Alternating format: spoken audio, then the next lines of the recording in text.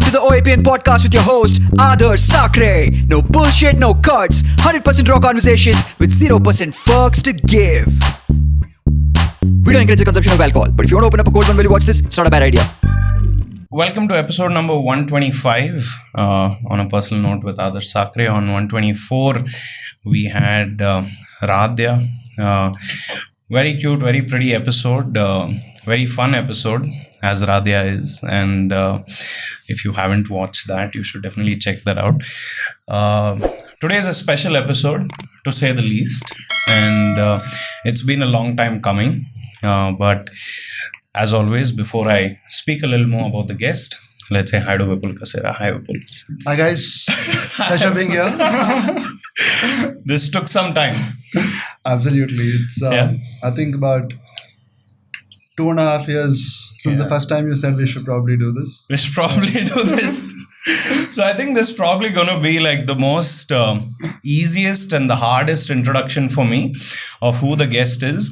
The easiest is because I know him so well.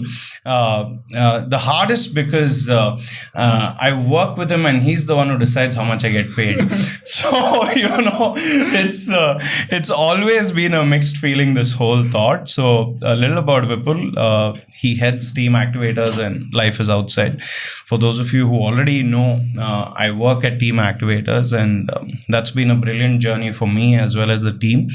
And I joined Team Activators about 3 years ago, and it's really changed my life, to say the least. But I think what I'm really looking forward to, and I want to set the context here, is Vipul's been in this entrepreneurial journey for almost 15 years now, a little more than that.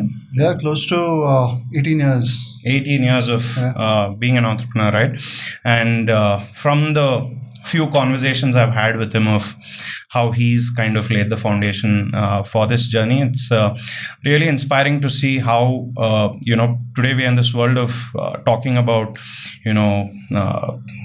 venture capitalists, funding, and this and that. And from this journey, you'll understand how, some of these macro definitions of how businesses are built can always be challenged, and you don't really need to complicate it that much. I think that's something that's really inspired me to see how very hands-on, Vipul has kind of built his journey. He's had other organizations that he's led and started and founded in the past, which some have worked and some, of course, like for everyone else, hasn't worked, and we're going to be talking about that. It's also nice because there's this, I feel like for a successful businessman, there's always, for anyone who's successful, there's a stereotype that gets attached, right? And Vipul's anything, anything close to a businessman stereotype that you might expect. There are things about him that I feel like not many, successful businessmen might have as part of their personality, which is very interesting and makes me curious, and which is why I've been kind of looking forward to this as well. The other thing I think, that's made me work so closely with him and build this journey, build this team with him for the last 3 years is there's never been like a big distinguishing factor between work and play. I think it's all just one, and I think that's something that I've really enjoyed looking at him do. The second you kind of draw that line between work and play, which is obvious, there are lines, but in the way you look at it, if you're just looking at life as it is, I think it just gets easier and it just gets more enjoyable, all of that. And he was one of the few people that gave me that confidence that, yeah, it's very real. You don't have to always draw that line. You can always look at life as it is and, have a good time. So, that's a little about him. For those of you who know Vipul, friends and family of Vipul, this is definitely a chance for you to kind of see a side of him that you haven't before, which I know he's a little hesitant about today. I don't know which side I want to get out today, but I leave that to him. I've told him the full responsibility is his and it's not mine. I'm just here doing my job. But for those of you who maybe just come across him or, heard about Team Activators or probably studied with him in ISB at some point. I think this is a great opportunity for you to kind of dive into, looking at how he's kind of come this far and what his thought processes are. So, yeah, Vipul, welcome to the show. Oh, that's a pretty elaborate introduction, more than I'd imagined. I think also I might have the distinction of being the guest with the least number of Instagram followers. Least number of Instagram followers. Yeah, I don't think so. I'm not going to take the name, but it's been very recent. It's been very recent. I think that was also a topic that we always spoke about, right? Like you're not really on Instagram. You're not on social media, but I think that's a line we've always crossed. We've not really focused on that much there. But anyway, welcome to the show. Thanks for coming in. Absolute pleasure being here, Adarsh. Yeah. I think it's something I've been looking forward to doing for a while. Yeah.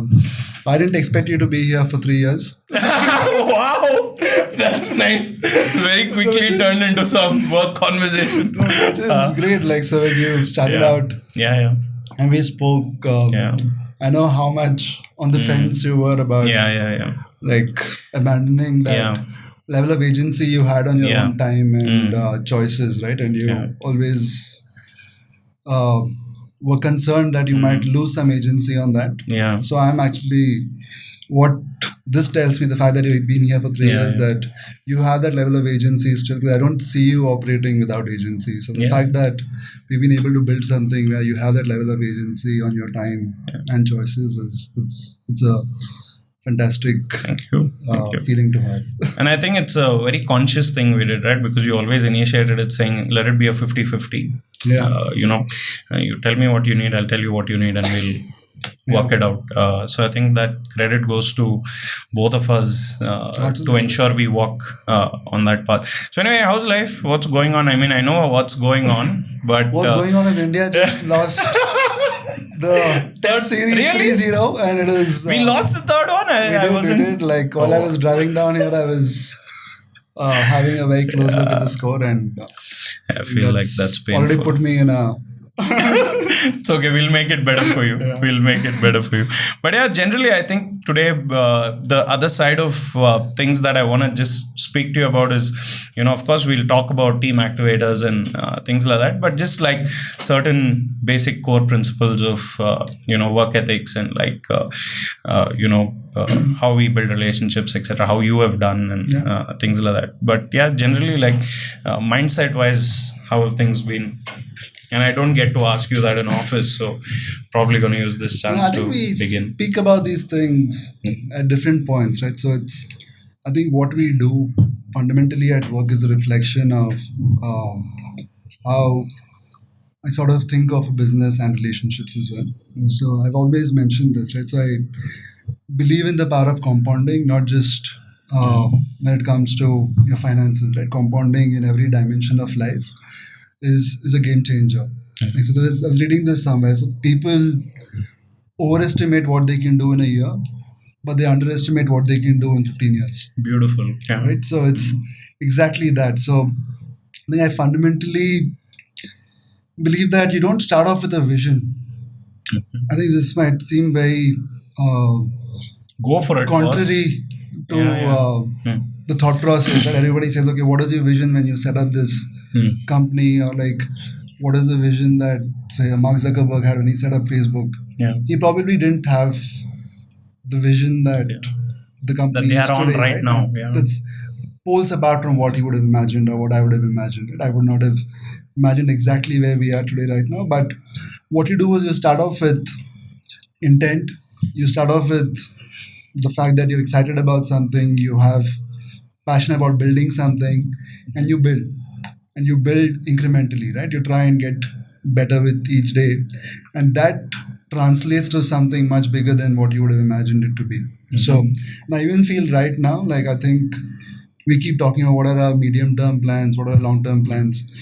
You'll still have you still need those because you still need to work towards something, right? But like what you'll end up doing could be very different from that, because you'll see opportunities when you're growing which might take you to another place. And if you get too anchored to something else and lose track of something which is more exciting, Then Team Activators, in fact, came out of one such opportunities, right? So we were building something, saw a really interesting opportunity in this space, which was fairly untapped. We focused on pivoting and leveraging that opportunity, and this is what has gotten built. So I think with compounding, spending enough time and So longevity. you're saying your day-to-day is also based on... Yeah, I think even with relationships, right? Yeah. It's the same thing. Like you invest in a relationship, you invest in your organization, you invest with people at your workspace, in your personal life, and the more you invest with time, It takes a ends shape. up blossoming and really grows into something much more powerful than what you can imagine it to be. So you have to be careful where you invest your time then, right? So it's, it also has this downside where you can invest a lot of time in something which is non-productive. Yeah. Then you need to be able to cut your losses there and move on. Wow. I think it's something it's unbelievably crazy how subconsciously you've been, I have grabbed on to that thought. Like, it's such a default dialogue. The number of times in the studio, not just with Aditya and Chirag, but like with other folks who come here, I'm always like now talking in 10 years.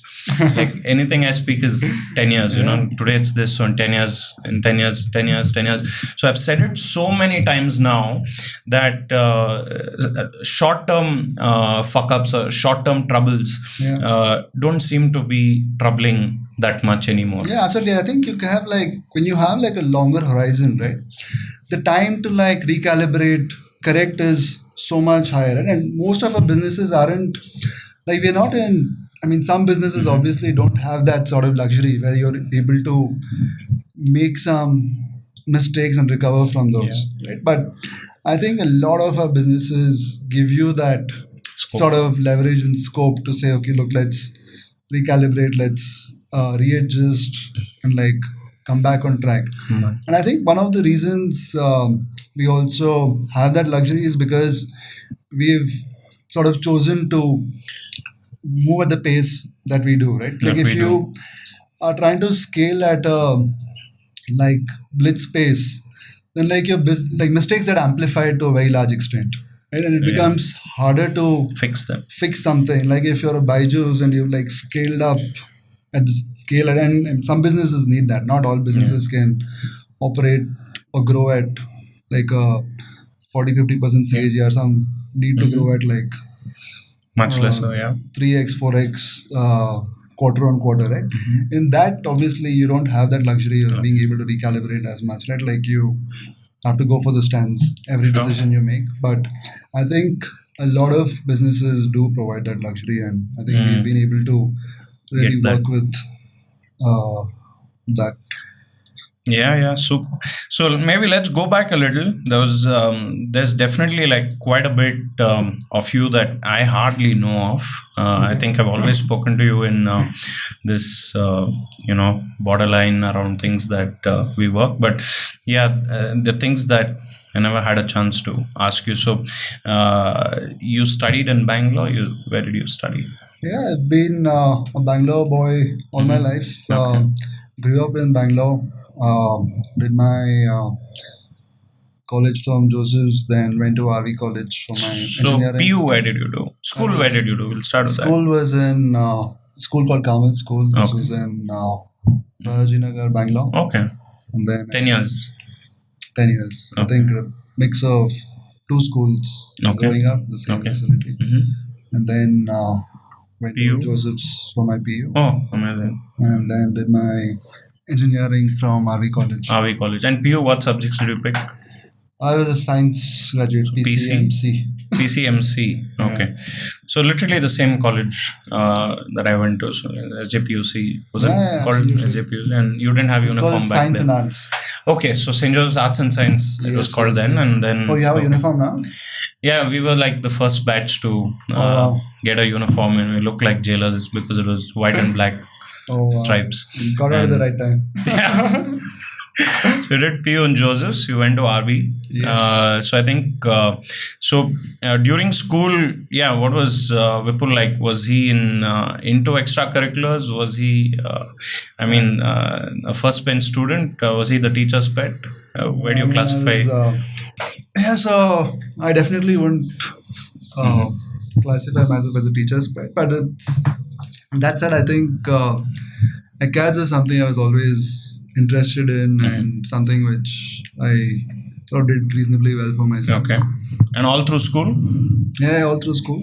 And but that said, I spent about 70% of my time playing sports. So I used to play badminton pretty actively In school? in school and even even in RV college. So I've played at the state level as well. So Wow. yeah, that's something I've done. But yeah, it's studies did take up a decent chunk of time. Decent chunk of School, time. Yeah. full time, yeah. But And did you have like ranks in school? Like we used to have like first rank, second rank, third rank. You must have probably had it too. Yeah, so we Where did did. you top the class or something? So I reasonably, I think we have this thing called CET when you get into Okay. engineering colleges, right? Yeah. So I ended up doing pretty well in my PCM and like I topped Joseph's. What did you get in CET? I got a 157 rank. Like 3 digits. 3 digits. That's pretty cool. With though. a PCM personal 99.6. Oh wow. Wow.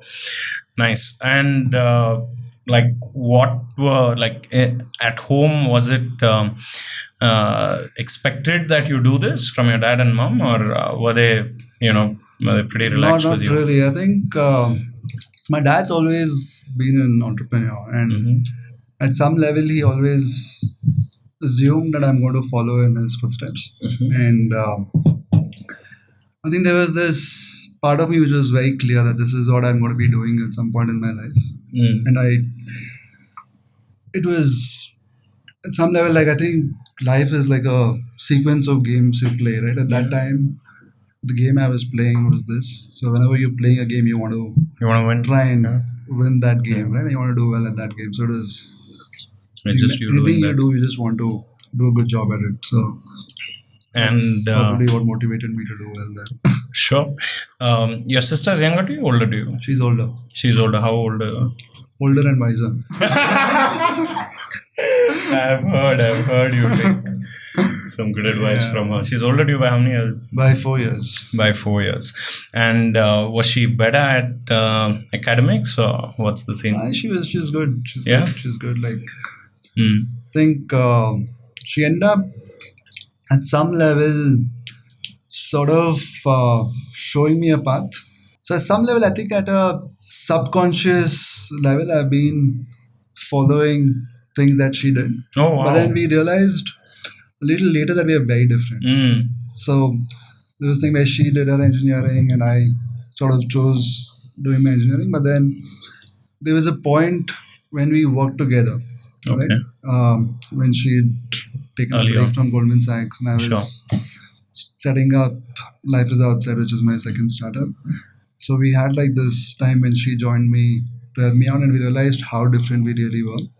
So though we have like some core principles which are very similar, but I think we bring very different things to the table. Different things to the table. Yeah, I mean, I think there have been multiple times I've heard Fabin tell me like one or two things, like, say when you were deciding the name of the organization, those key moments, Exactly. there's suddenly this involvement of your sister coming in where maybe those are the points where you just go to her and, I think with Commute Easy, Life is Outside, and Team Activators, all three of them, she had a major role in helping come up with the name. Oh, wow. So wow. it's That's nice. So you are at, the sports, the inclination towards sports, I think, shows that competition and competitive nature that you have. I've seen it off the field and on the field, like both in gully cricket and in office. He always has issues with the rules that I make up for gully cricket. But coming into your time at RV, which is kind of like you start to really think about what's next, right? So while you were doing your engineering at RV, what were the thoughts? What next? I think at that time it just seemed like one of those paths that people typically follow, right? Where you do engineering, go do your masters from the US, pick up a job with one of the Yeah. top tech companies, and tech was booming. Then this was 2004, 2005, right? So, but at some level, I was very clear I didn't want to do that. So I even before I joined RV, I was pretty clear I didn't want to do my masters in tech. I wanted to build a business, and somewhere I also felt like RV was more time than was needed. I don't still understand why you need Yeah. 4 years to do an engineering course, right? I mean, I think the networking Some is take great. 8, by the way. Was that? Some take 8. No, but broadly, I feel like, especially like, see, calling computer science engineering itself is a bit of a misnomer. I think I don't really think of myself as much as an engineer.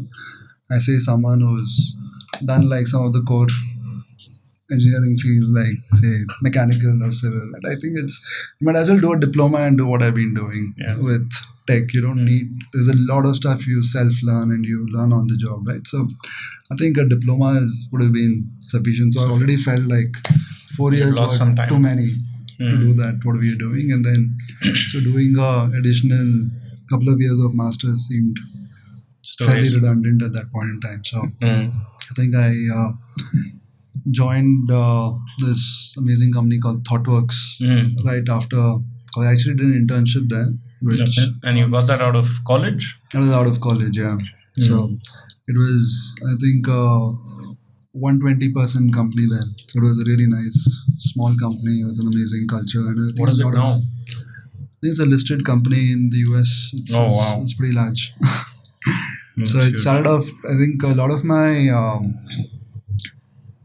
early on beliefs also got built from there about the power of small teams and how you end up working with those small teams and like what is the power of giving freedom to the team members and trusting So it them. came from there. A lot of it came from there. So always have very high regard to what that company taught me there. Sure.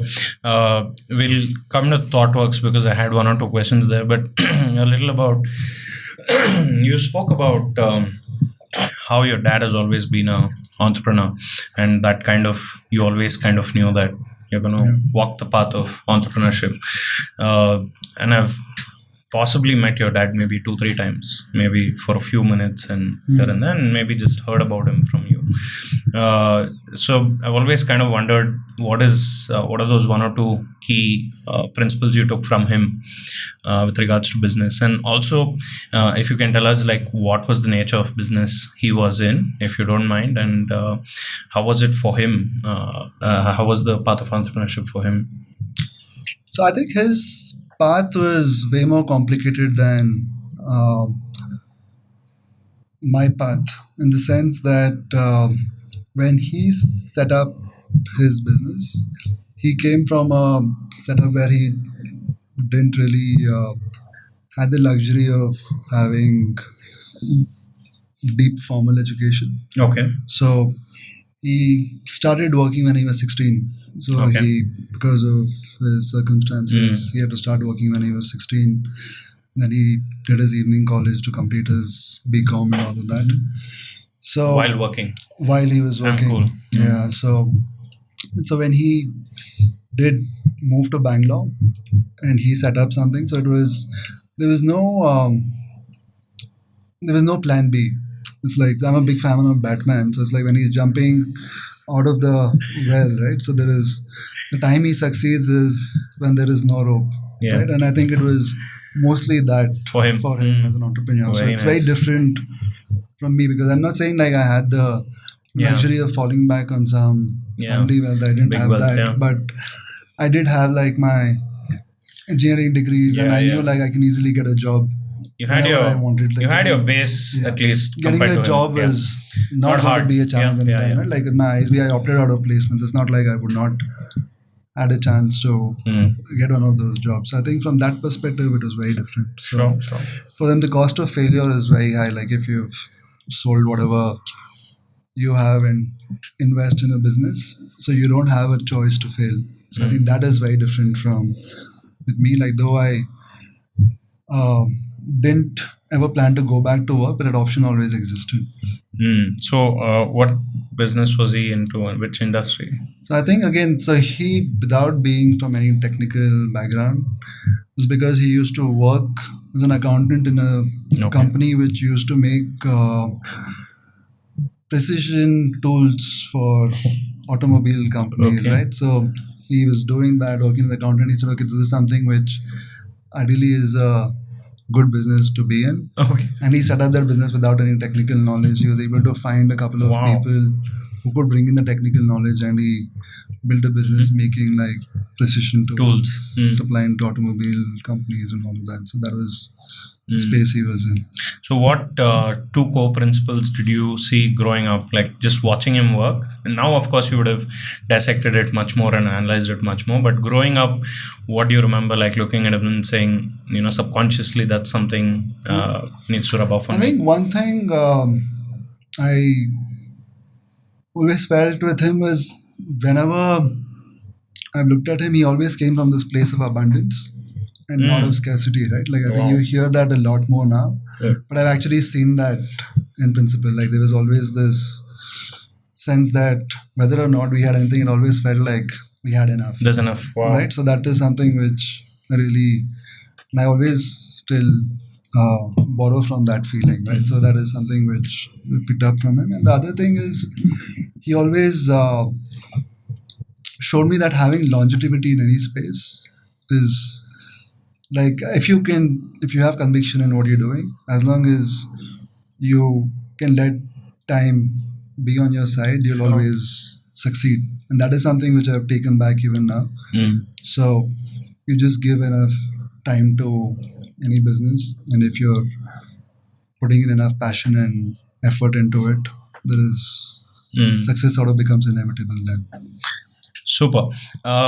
So you joined ThoughtWorks. Of course, like you already mentioned, there was parts of the culture at ThoughtWorks that kind of really inspired you and that stayed with you. I've also heard you say that, there was this possibility of taking home a big pay package if you continue to stay at ThoughtWorks. Of course, with like anywhere else, right? You join a firm and you're able to assess, what you're going to be making. But you obviously opted out and your life is changed from there on. But at that point when you were at ThoughtWorks, and of course, in your mind, you had to shift, you had to get on by yourself.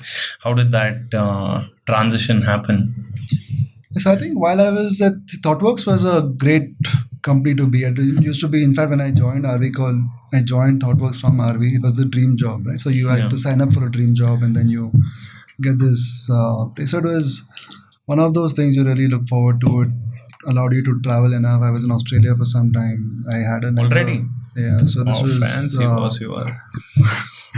So then there was this. Australia. No, not internship. This is like after you. When you and after I joined them, right? And then I had my H1B visa that they'd already processed. So I was supposed to move to US, working for one of the clients there. And then, but there was this part of me which wanted to start up. It was not because the job was not interesting. It was like that whole desire to start up. And I think broadly I was always thought of myself as someone who was solving problems, right? So I wanted to solve problems, create impact. And that time I was very motivated about creating impact as well. Not that I'm not now, but today you're creating impact. So I used to like drive to work every day, and then while driving I used to sort of see a lot of familiar faces on the same path to office, and I figured like, okay, why don't we create like a solution of just getting these people together, right? That time carpooling wasn't a thing. So now we're talking about which year?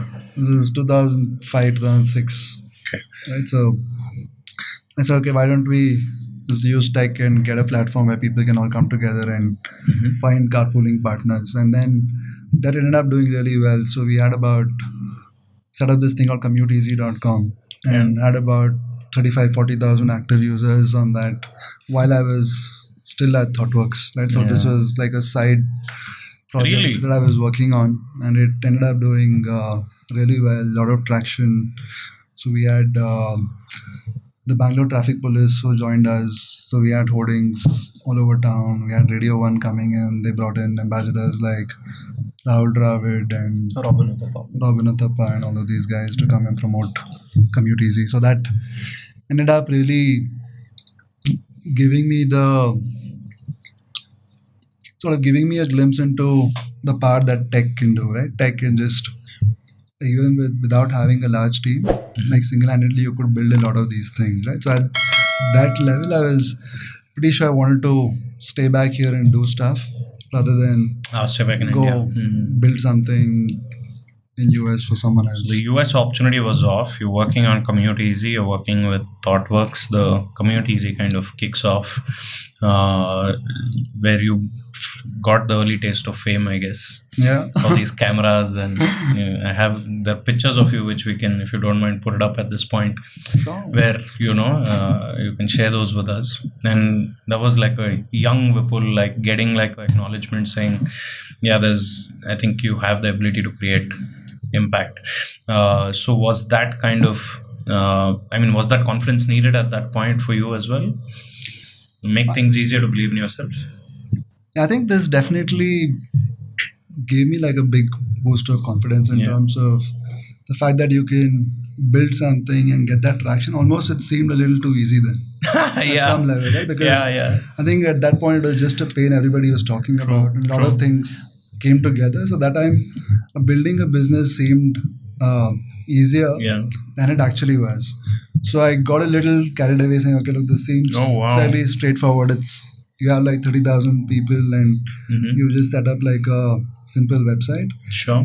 And then I decided, okay, let me take a break from ThoughtWorks and just put my head down and build this and grow this, right? And that's when I realized you have enough people, but when it comes to actually giving you money, it's a very different thing. Yeah. Right? So as long as it's a social cause, you're able to scale it up. But then again, I needed to scale this up significantly. There were a lot of components of this that required a lot of capital to grow. Yeah. And that point, I just realized, okay, it is actually harder to. That's a different ballgame altogether, right? Raising capital is very different from trying to build a technical part of that business and create some traction around it. So I think at some level that was like very quick, and this was when I was 23, 24, right? And that time we didn't have concept of VCs. Yeah, and wasn't as easy as today. Yeah, I think that time it was a very, very early nascent scene in India, right? So people were not really talking about startups as much. So it was fairly close. I didn't have too many mentors to go to as well, right? So, but it was the general idea of being able to build something was still very clear, and it was you start looking at other things that you can do, other things that you're passionate about. So while Commute Easy was still on, that's when I thought, okay, let me also see if there's something else. Commute Easy as a venture, did you make money off it? I didn't lose money on it. Okay. I bought my first laptop with the money I made from Commute Easy. So Commute Easy, it evolved from being like a B2C product where we were focusing on individuals finding carpooling partners to the point we set it up for corporations. Where we set it up for companies like Tesco, HP, but it was mostly about trying to help people within organizations find carpooling partners.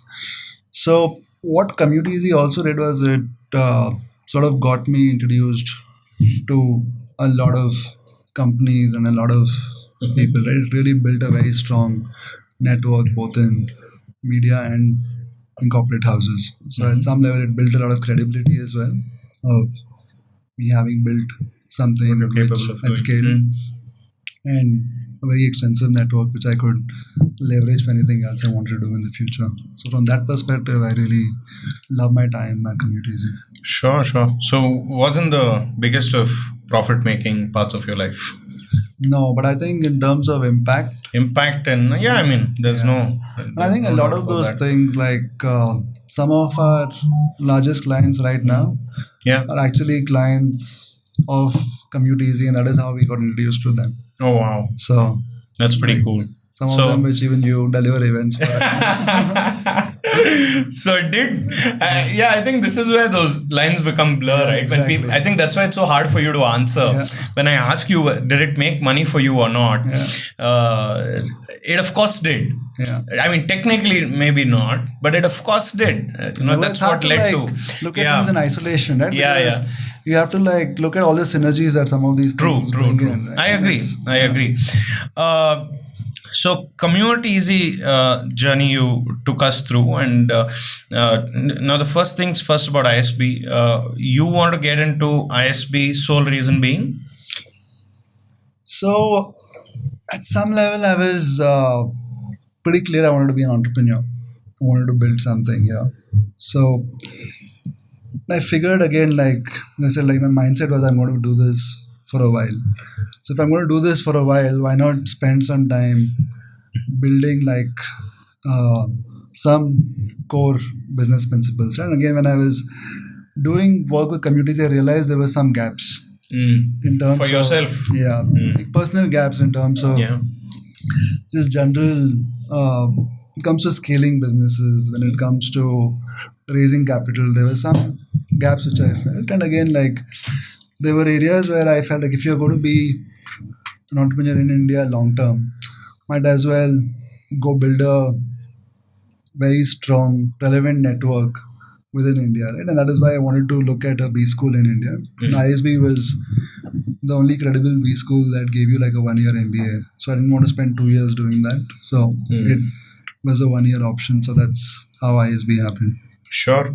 And you said you opted out of placements at ISB. You had also Life is Outside had already taken its course, and you already It had just started out. And in fact, Life is Outside was incubated at the Indian School of Business because they had this program where you pitch to the entrepreneurship cell there, and they pick up about 3-4 businesses every year which they incubate, and they help sustain those businesses until they're ready to get out into the world. So when you pitched Life is Outside to ISB, how many fellow pitchers were there? So the ISB, the thing is, a lot of folks then are very attracted to the sort of placements that So they were ISB everyone's presents pretty much itself, going right? for the mainstream. But I would still say, like, I think there were about at least 10 companies. And how many were chosen? About 2 or 3, I think. 2 or 3. Did the other 2 or 3 sustain? Yeah, they're doing very well. Doing well today. Yes. The companies that they pitched for. So one of the companies is called Sync to Work. Sync to Work. Yeah. Okay, what's this They're about? one of our clients. That they Really? do. Yeah. So it's actually it's called Move and Sync, I think. Move and Sync. Move and Yeah, Sync, Move and yes. Sync, yeah. I think Sync to Work is one of their products, but Sure. Move and Sync is the company. So they're into employee transportation. The amount that ISB was ready to invest into this venture, what did it mean to you at that point? So I think it was not really an amount. I think they gave you like Infrastructure? space and on campus, and maybe you paid a very, very nominal stipend to take care of your monthly expenses. They're not really funding the business itself. Sure. Right? So it was because you were just out of college. I had to pay my study loan then. Yeah. So I still had to pay my study loan from the money I was making from my business. Okay. So this just took care of like some day-to-day expenses, but it was more about being on campus and having that energy and excitement of being on campus building something. Right? That was, I think, the biggest upside of that. I think one thing that was different here was you had like a periodic report you had to give to the team, right? And then you're also having like a lot of feedback you get on what you're doing. So I think that was something that mentorship definitely helped. Sure. How long after the 1 year course were you on campus then? for about 8-9 months more. Oh, you were on campus Yeah, during that time. Yeah, And you had like a room where you were Yeah, sitting with your laptop and Absolutely. working on stuff. And I remember you telling me for Life is Outside, you had like 2-3 email IDs and all of that was yours. absolutely. So let's talk a little about that, because I feel like those are real, game-changing moments right there. So I think I'll take a step back. Even with Life is Outside, when we started out, right, the whole idea was, okay, look, there is this need in the market, which because I think it was not as structured then, all these different boutique properties, right? So the idea of Life is Outside when we started was very different from what it is right now. So it has evolved to where we are right now. But it used to be a listing of very niche boutique properties that you aggregate together, which aren't found on any of these travel booking Mainstream platforms, websites, and you try and get them onto a platform where they become more easily accessible, discoverable, more curated, right? So first we wanted to validate if that need actually is there or it is just there in our minds, right? So what I did is I took up a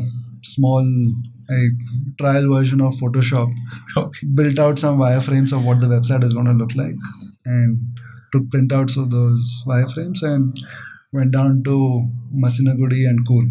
Right? So we drove down with a friend and went to a few of these very boutique properties. I think one of the properties was Wilds at Northern Hay. I think you might remember them. And we did a lot of work. At some point, we were doing about 60-70% of their room nights. For the first time we met them, we said, look, this is the website that we are launching in a week. And this is when we only had worked on the Photoshop, right? We're going to be launching on this. And this is what the portal is going to do. And to be featured on this, you need to be putting in this much money up front. So we actually got 5 checks from property owners saying they wanted to be on this platform. If you don't mind telling me the range of these, average range of it's about 10 what you were charging, 10 to 15K? 15,000 rupees. Damn. Just to get that. Then we got that's pretty real, right? So we got these checks, we never deposited them. Okay. We never deposited them because we didn't really have. You didn't know if it's gonna. No, but it's like we didn't want to do it before we had it, right? So we actually started building because we said like, people are willing to pay, because someone can say they're willing to pay, but only when they really give the check, you know that they there's something are interested in paying, right? So that's when we actually started building, and so there is a valid need we're trying to solve and cater to. So that's how we started building for it. And again, there's a lot of, because I think there's this really interesting quote I heard from my sister, right? She said like, there is constraints breed creativity, right? And I truly believe in that, and I've always believed in that quote, right? Like every time you have constraints and you have like meager resources, like you end up being so much more creative with those resources, and there's so much ingenuity that comes in. So I think even then there was that so much hustle that existed. Like even when you spoke about having multiple IDs, right? So I used to have multiple email addresses where I'm reaching out to someone as from the accounts team, and someone from sales, and someone as the tech lead in this place. So you just create that level of. But was it Vipul only, or you had characters you were playing? I had like the same voice though. That's a great. Same guys calling from different. Nice. But it had to be done. Yeah, but I think that's something which I think even today you might have noticed how true we are to that emotion, right? Like where it's great to have surplus, but when you are working with some of those constraints, even when we are building something new, I think when you start off with like constrained environment where you're saying, okay, this is what we really need to build, it has to solve for this, and don't take away those constraints, then people are extremely creative about what they can come up with. And then as you scale, you take away some of those other constraints, and then you actually have a product which is so much more robust. And also what gets created so strong, because you didn't need much to make it strong, right? Absolutely. And even if you get hit along the way, it doesn't hit that much because you've seen worse already. I think the classic example is what happened with COVID and Yeah. Team Activators, Yeah. right? Like I think, imagine two businesses. One business called Life is Outside, and one is Team Activators, is engaging teams, Yeah. right? So when you have a setup like COVID and everything is Yeah. completely constrained, nobody is stepping out. Sure. You can just imagine the sort of concerns that Oh man. crop up in your mind as an We'll- entrepreneur, right? Yeah. We'll. Yeah, I think that's a very interesting topic. We'll come to that in a bit. I think that COVID bit is pretty kick-ass. We'll spend a few minutes on that. A big part of late 20s or early 20s for anyone is like setting up your finances. Like how do you plan for your finances and things like that. I want to check with you if while you were building these businesses or building these things, was it in your head that, hey, you know what, there is this basic level of wealth that I need to make? I understand how you think about wealth, but were there financial goals you set for yourself considering how you want to, take up life going forward? So I think it was at some level I felt like I was borrowing from my future. So I was pretty confident about doing well eventually. Mhm. Right? So there was this point where there was a lot of struggle. Right? Being an entrepreneur with especially bootstrapped, where you don't have too much to lean back on, right? It's a very different challenge because you're working alone. You have a lot of those days Mhm. where you're looking at your previous job, which used to pay you really well. You're like staying next to the opera house in Sydney, like having like a fantastic studio and all of that, and Yeah. then you're struggling here, working like 14, 15 hours Yeah. alone. So you have those days when you're thinking, okay, look, Yeah. that seemed pretty. Why are you doing this to yourself? That right? would have So sorted you out. Yeah. those sort of things. Right? But I think when you truly get into that zone, like those, like it's hard to say that there's no self doubt, but you overcome that self doubt, right? And you have to like keep telling yourself the story that it's going to be great sometimes. So I really didn't have too much time to think. And I think the good thing was, though very mildly profitable, like Life is Outside, because I was doing everything on my own. I was doing the coding on my own. I was taking the calls on my own. I was doing everything, the sales, meetings, everything on my own. There was no real expenses other than my own expenses, right? So it Which helped. allowed me to break even really quick. Yeah. So I wasn't really dependent on anyone to take care of my expenses or to grow that business, right? And I think with that, and even Commute Easy had like a few enterprise customers by then, it allowed me to actually take care of my expenses and Sure. do whatever I had to. So I wasn't really like in desperate need of trying to raise capital. Sure. So though there was this part of me which was thinking big, but I wasn't thinking about, okay, let me go raise capital immediately. Right? So raising capital did not seem like the most important thing at that time. It was just about trying to build something, get like a product which can scale. And then at some level, because of the sort of trajectory that the business took, it gave me like some initial levels of success. I think because Yeah. you get like some early success, and that sometimes becomes, it's a good thing and a bad thing. Bad thing. Because it's a bad thing because at that level, like I didn't choose to Yeah. raise any capital, which would have maybe gotten much higher scale, but you get more excited about the fact that you have so much more agency on your time and your decisions that you end up choosing that part of being a bootstrapped entrepreneur. Right? But looking back, I think I'm pretty happy with that. But I think in another world, if I was very dependent, if we didn't hit profitability that early, I would have definitely tried to raise capital, be it with Commute Easy or Life is Outside, and that could have been a very different path again, right? So it's, if you don't go down a path, you don't know what that path is. Yeah, So it's a path I haven't explored, but I think I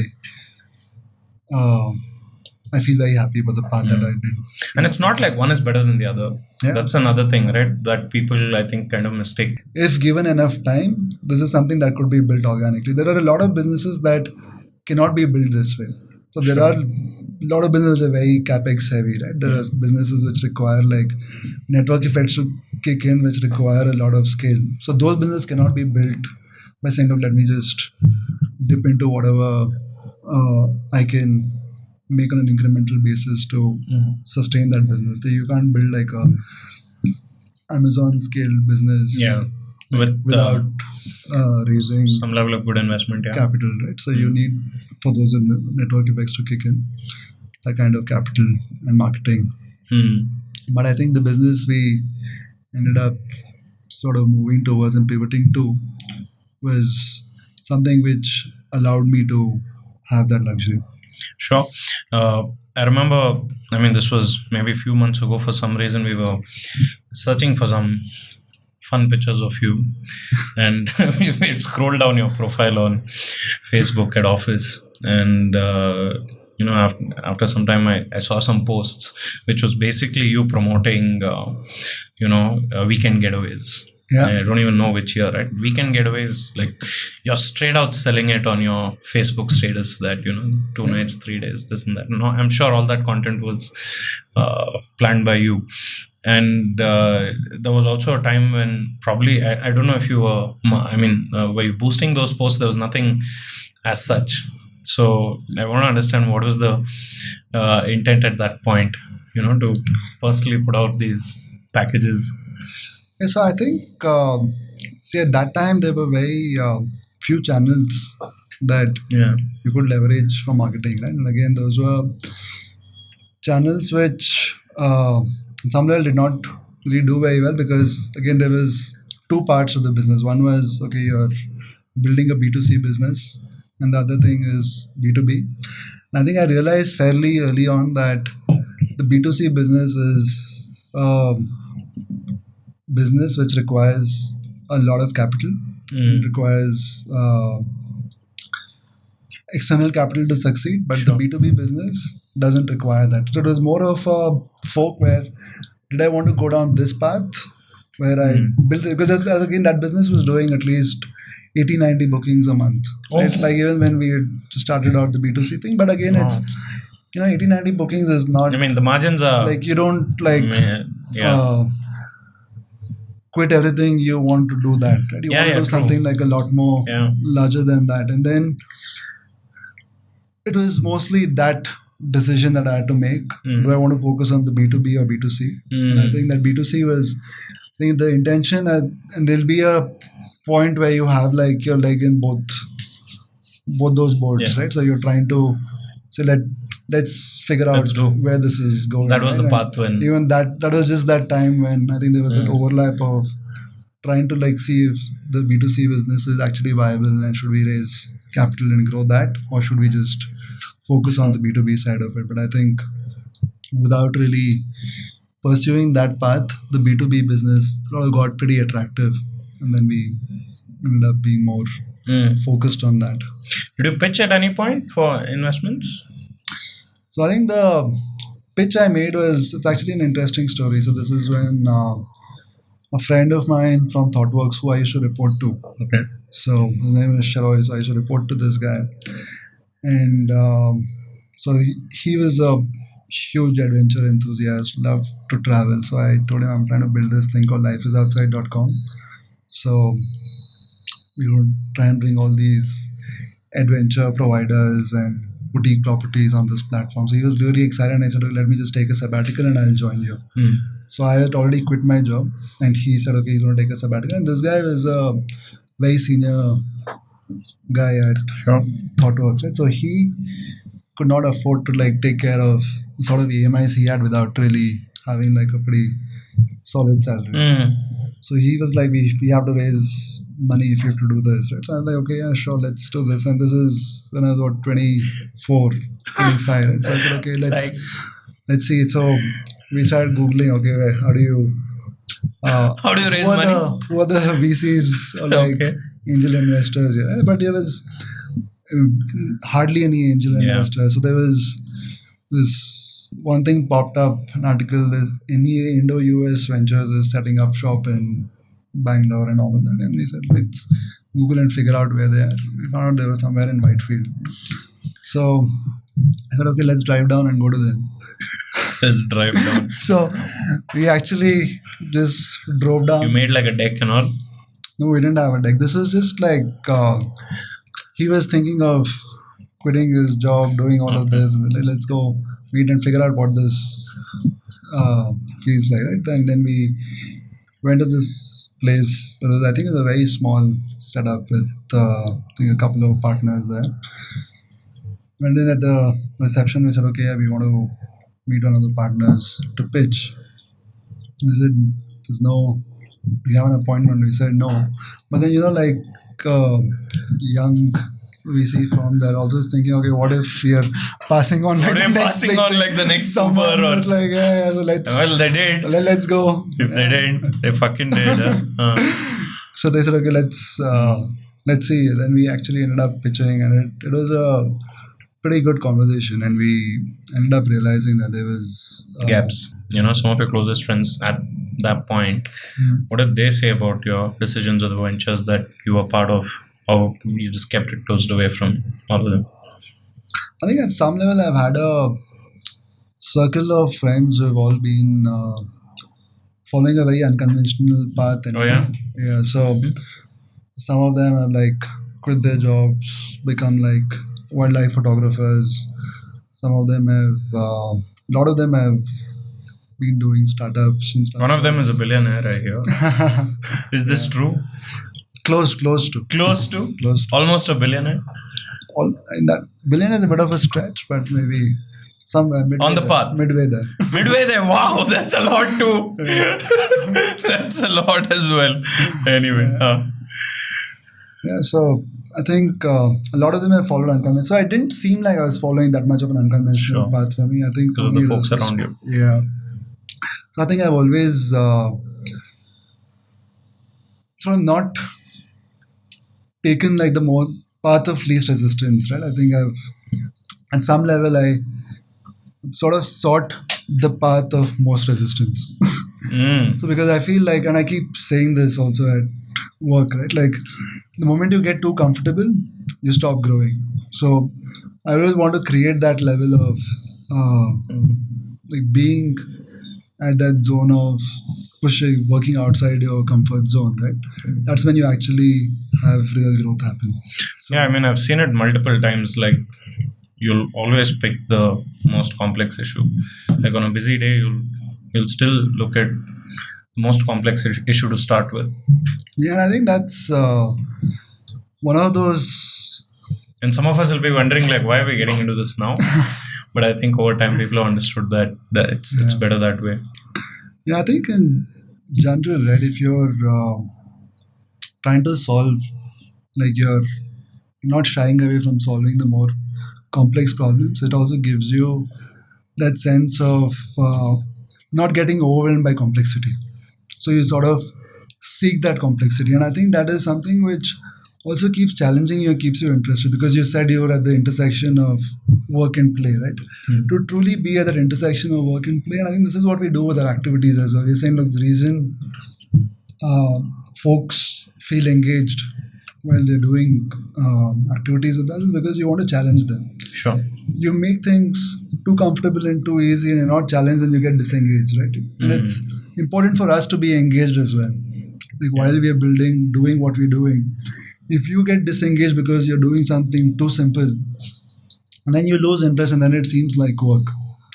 But if you're actually solving more complex problems and like choosing to solve those rather than take like the easier path, I think that's when it gets interesting. Like right now we said, let's pick up Dubai and build Dubai. Yeah. And that is a complex problem to solve, right? Like you could have said, okay, let's just do what we're doing. It's fairly comfortable. But then you pick up things and you work on it, it challenges you, and then that's when the growth happens. It's crazy how these two principles go parallel, right? For you, one you're saying let's do the marathon, but at the same time you're saying let's pick up the most complex problem. For someone who doesn't understand it, will say, hey, you know what, you're picking the most complex problem, so probably you're in a hurry. But in reality, you're not. You're picking a complex problem, but you're saying, I'm going to give it time to solve that problem. Solve it. So you can, and that's the beauty, right? Because complex problems will take a little longer to solve, and you don't have to be like in a crazy rush to solve them. Like if I can't like move into Dubai and say, look, we're doing like 80, 100 events in India in a month. We need to go there and do the same thing in like month 2 in Dubai. That's not going to happen. But you say this is something you want to do. So you give it time. You like use time as your ally, and you build on it, right? And you figure out like there'll be different challenges to solve, and you have to be cognizant and humble enough to say, look, maybe you don't get everything right, but as long as you're saying you're willing to learn and spend some time on it, you'll eventually solve it. So I think that's exactly what we were discussing a week back. A week ago. So I think we can now move into probably a little more exciting part of this whole thing where, first before that, what was the, there was a peak that LIO was at, Life is Outside was at pre-COVID. There was a time when the team was 20 of them. I think about 23, 24 people. 23, 24 of them. What was really working back then? So I think that time we just sort of dipped our toes into the team building space. Again, team building came as a natural extension of what Life is Outside was doing there, right? Where it came into doing events, wanted to engage people more meaningfully, saw what was out there, didn't really love what was out there, thought we could do better than what was out there, and then that sort of became an extension of what we also did. So I think I wouldn't say peak of Life is Outside, because I think pre-COVID I'm saying. Peak is right now. Pre-COVID I'm saying. I'm very aware. So I'm not gonna. We're always climbing, right? So we're always at the peak. Pre-COVID peak, I think pre-COVID, what had happened is that, like, I think if I go back to March 2020, I think we had about 40 plus events lined up for the month. And you know how things are, right? We have purchase orders from companies. Sure. We see the money much later. But we have to make all those payments out to our vendors much earlier, right? So that was a point. I think we had about significant amount of money already spent, given out to different vendors. And then we started hearing about companies calling us saying, hey, look, I think this offsite might need to be postponed by a week, because then nobody knew what's really going on, right? So we're like, okay, I will postpone it by a week, call the vendor, they're like, yeah, 1 week, no problem. And then you realize that in a couple of days that offsite is probably never going to happen, right? And then you've actually paid all these vendors, and you call the vendor to return the money, because the purchase orders will get cancelled. There are all of these clauses which ensure that those purchase orders can get cancelled, right? But the vendors are not able to pay you back because everybody is in a crux, and you're stuck with no cash flows, and you have like a crazy amount of receivables which are given out to all your vendors, right? So it was a very, very crazy situation. And also the challenge there was the level of uncertainty that existed. Like I've never been in a situation with that level of uncertainty, because the challenges before where you say, okay, this is the thing, this is the timeline it takes to get solved, fine, you've paid the money, it's eventually going to happen. Right now you don't even know that business is going to be alive or not, right? So whether it will be relevant or not anymore, so whether that, how do you even get the funds, right? You can't even go to someone's office anymore to go get those funds. People are not picking up your calls. There are like a lot of companies which are maybe like Fortune 500 companies who stop taking calls for not returning calls for our receivables, right? So we had like severe crash crunch because vendors were not returning the money, the clients whose receivables were outstanding were not sending the money to us. So we were Still had a team Pretty. of 20. We had to Yeah. sustain. Everybody Yeah. is dealing with that same level of uncertainty, whether that It's and their gonna. parents are asking them, okay, you work for a company called Life is Outside, so There is no life outside right there is now. no life outside right What now. a So what are you what gonna a do? time, huh? What a time. And then you yourself are questioning, right? Okay, like is this business going to be relevant anymore, right? Because I mean, some level you still know it's going to come back, but there are like, since that is the only thing you do, there would be like those moments where you're thinking, okay, what is have things changed? When you see the way the Zoom stock was moving, like has everything really moved to a work from home Virtual, setup for a yeah. very sustainable period of time, right? So there was all of these laws, but I think at some level, what did work for us was the fact that we still had a team of people who did believe in the fact that we can be relevant, right? So I think at the core, you're sort of betting on human enterprise than on the business you are in. Right? So it could be anything else that you could have done. So you have a bunch of Good smart folks, yeah. people who are willing to really put their heads down and try and see how to be relevant, right? Sure. So, and there is this constraints and there is this need.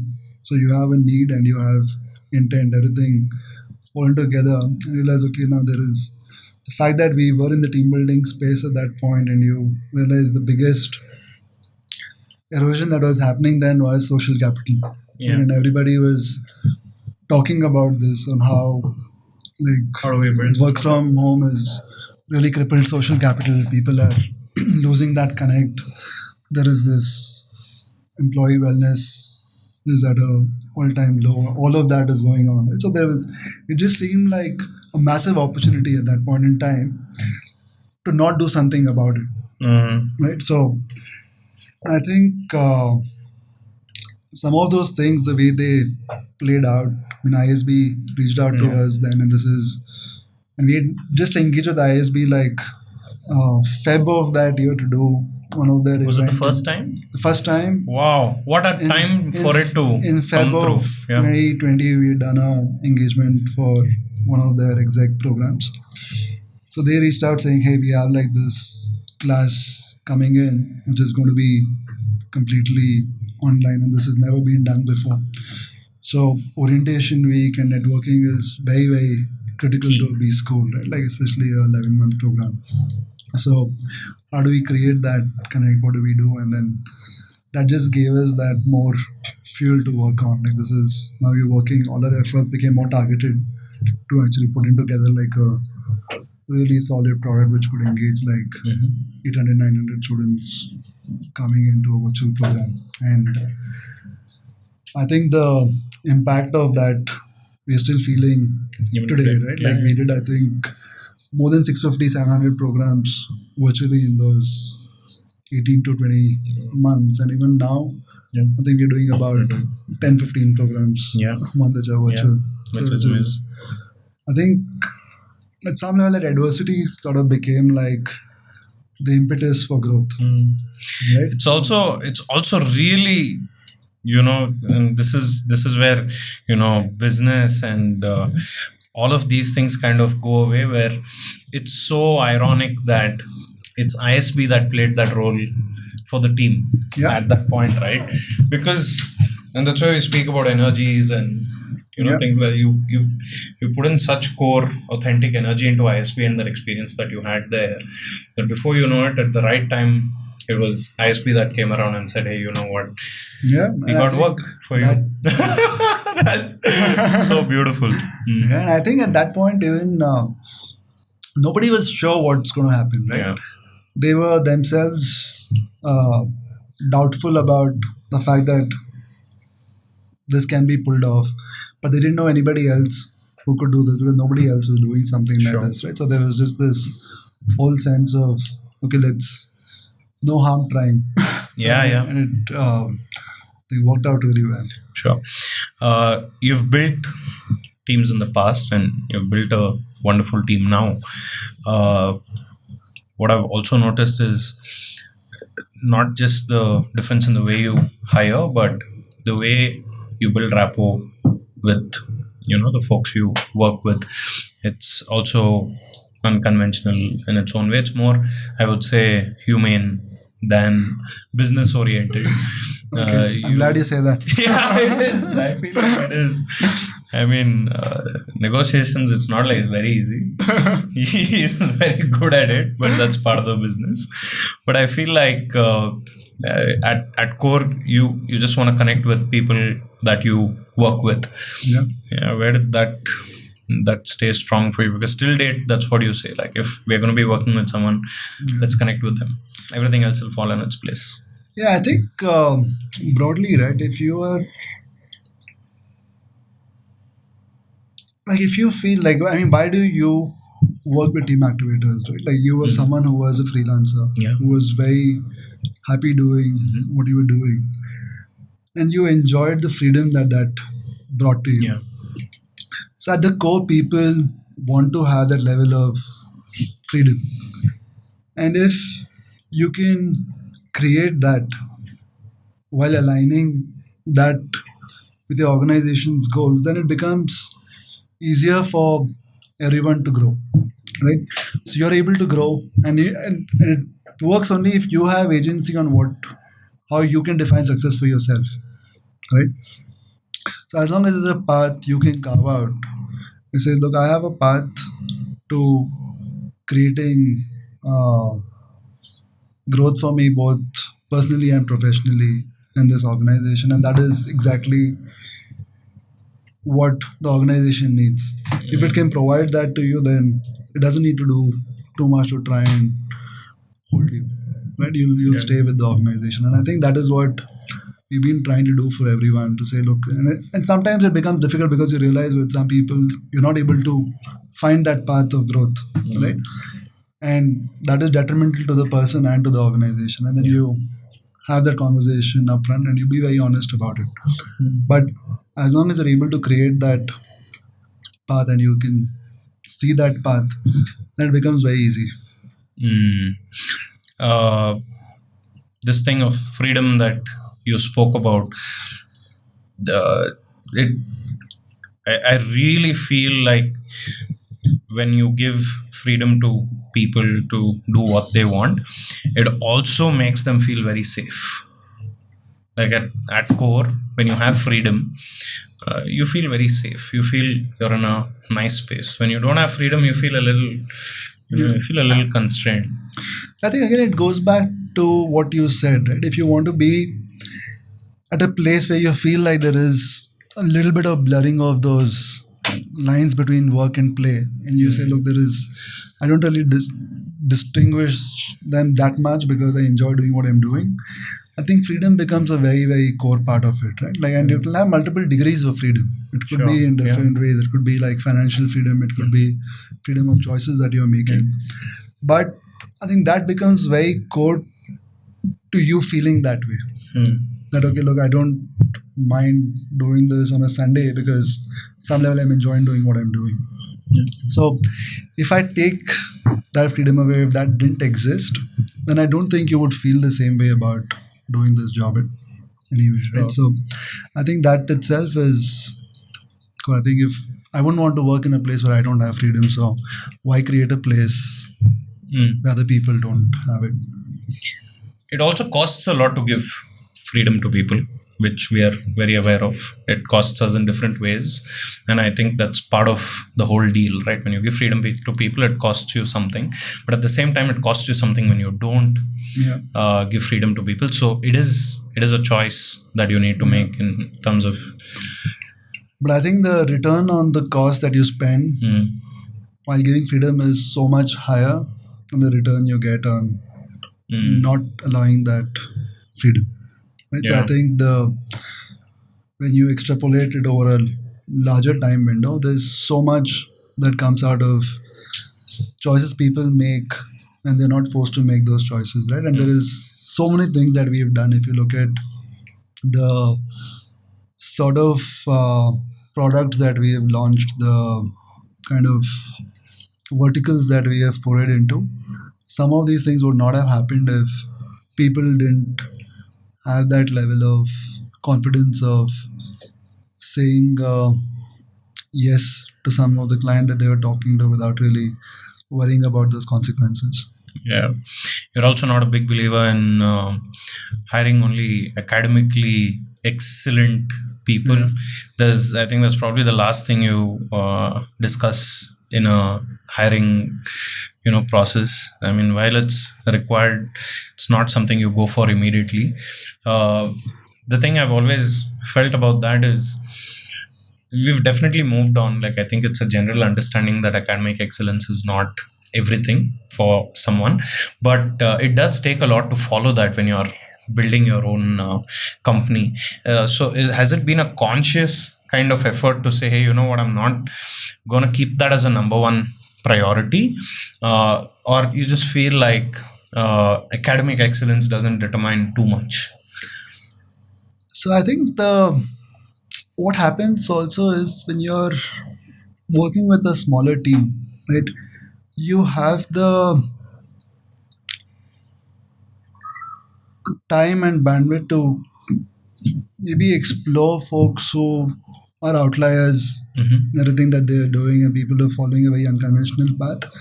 If I were to hire 1,000 people, I would rather go with the path where I'm saying, look, there's these metrics which qualify people a certain way, and it allows me to make lesser errors, and I don't have the bandwidth to find all these outliers and oddballs out there, right? Yeah. So it's easier to go down the path of, okay, you're from an Ivy League school and you've done well in your academics, it ticks a few boxes. But I feel that is only that. It just says, okay, the person is fairly driven to be able to have scored good grades, motivated enough in life. But if you're able to see that drive and motivation through other aspects of what they have done, that is all you care about it. As long as I think it's just that drive and intent to grow exists.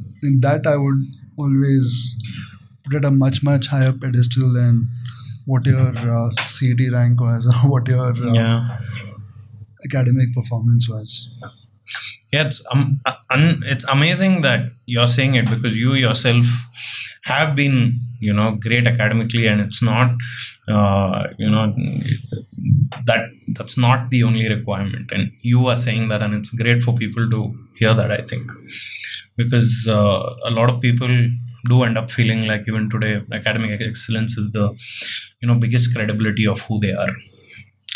And it's I totally disagree with that school of thought, right? Because I think there's so many other things that might motivate you, and there's just so many different dimensions you can excel in. So using that one dimension and that one lever to say, look, this is how I'm going to look at your resume and judge you is very, very suboptimal for the organization. Yeah. And I feel, at least with smaller companies, I don't think they do that as much. And I think with larger companies, I say it becomes difficult to not do that, because then you have to have some criteria which allows you to filter through more quickly, right? But it is probably more efficient for them to follow some principles which are more black and white. But yeah, broadly, I feel that's not. I've always joked with you that our team is like the Lagan cricket team, because each one of us in the team is such a different character with their own traits of being awesome and makes you say what the fuck at the same time. It must be entertaining to lead this team. Have you sometimes found yourself sitting by yourself and just laughing at certain things that happen? You're like, fuck, this can only happen here. Yeah, I think that's what keeps me so excited. Right? I think having a team like this just makes you really not feel like leaving the office. Right? At some level, you just feel, okay, there is so much excitement going on. There's almost FOMO of coming back from office, because there's always something crazy and fun going on in office. But it's always.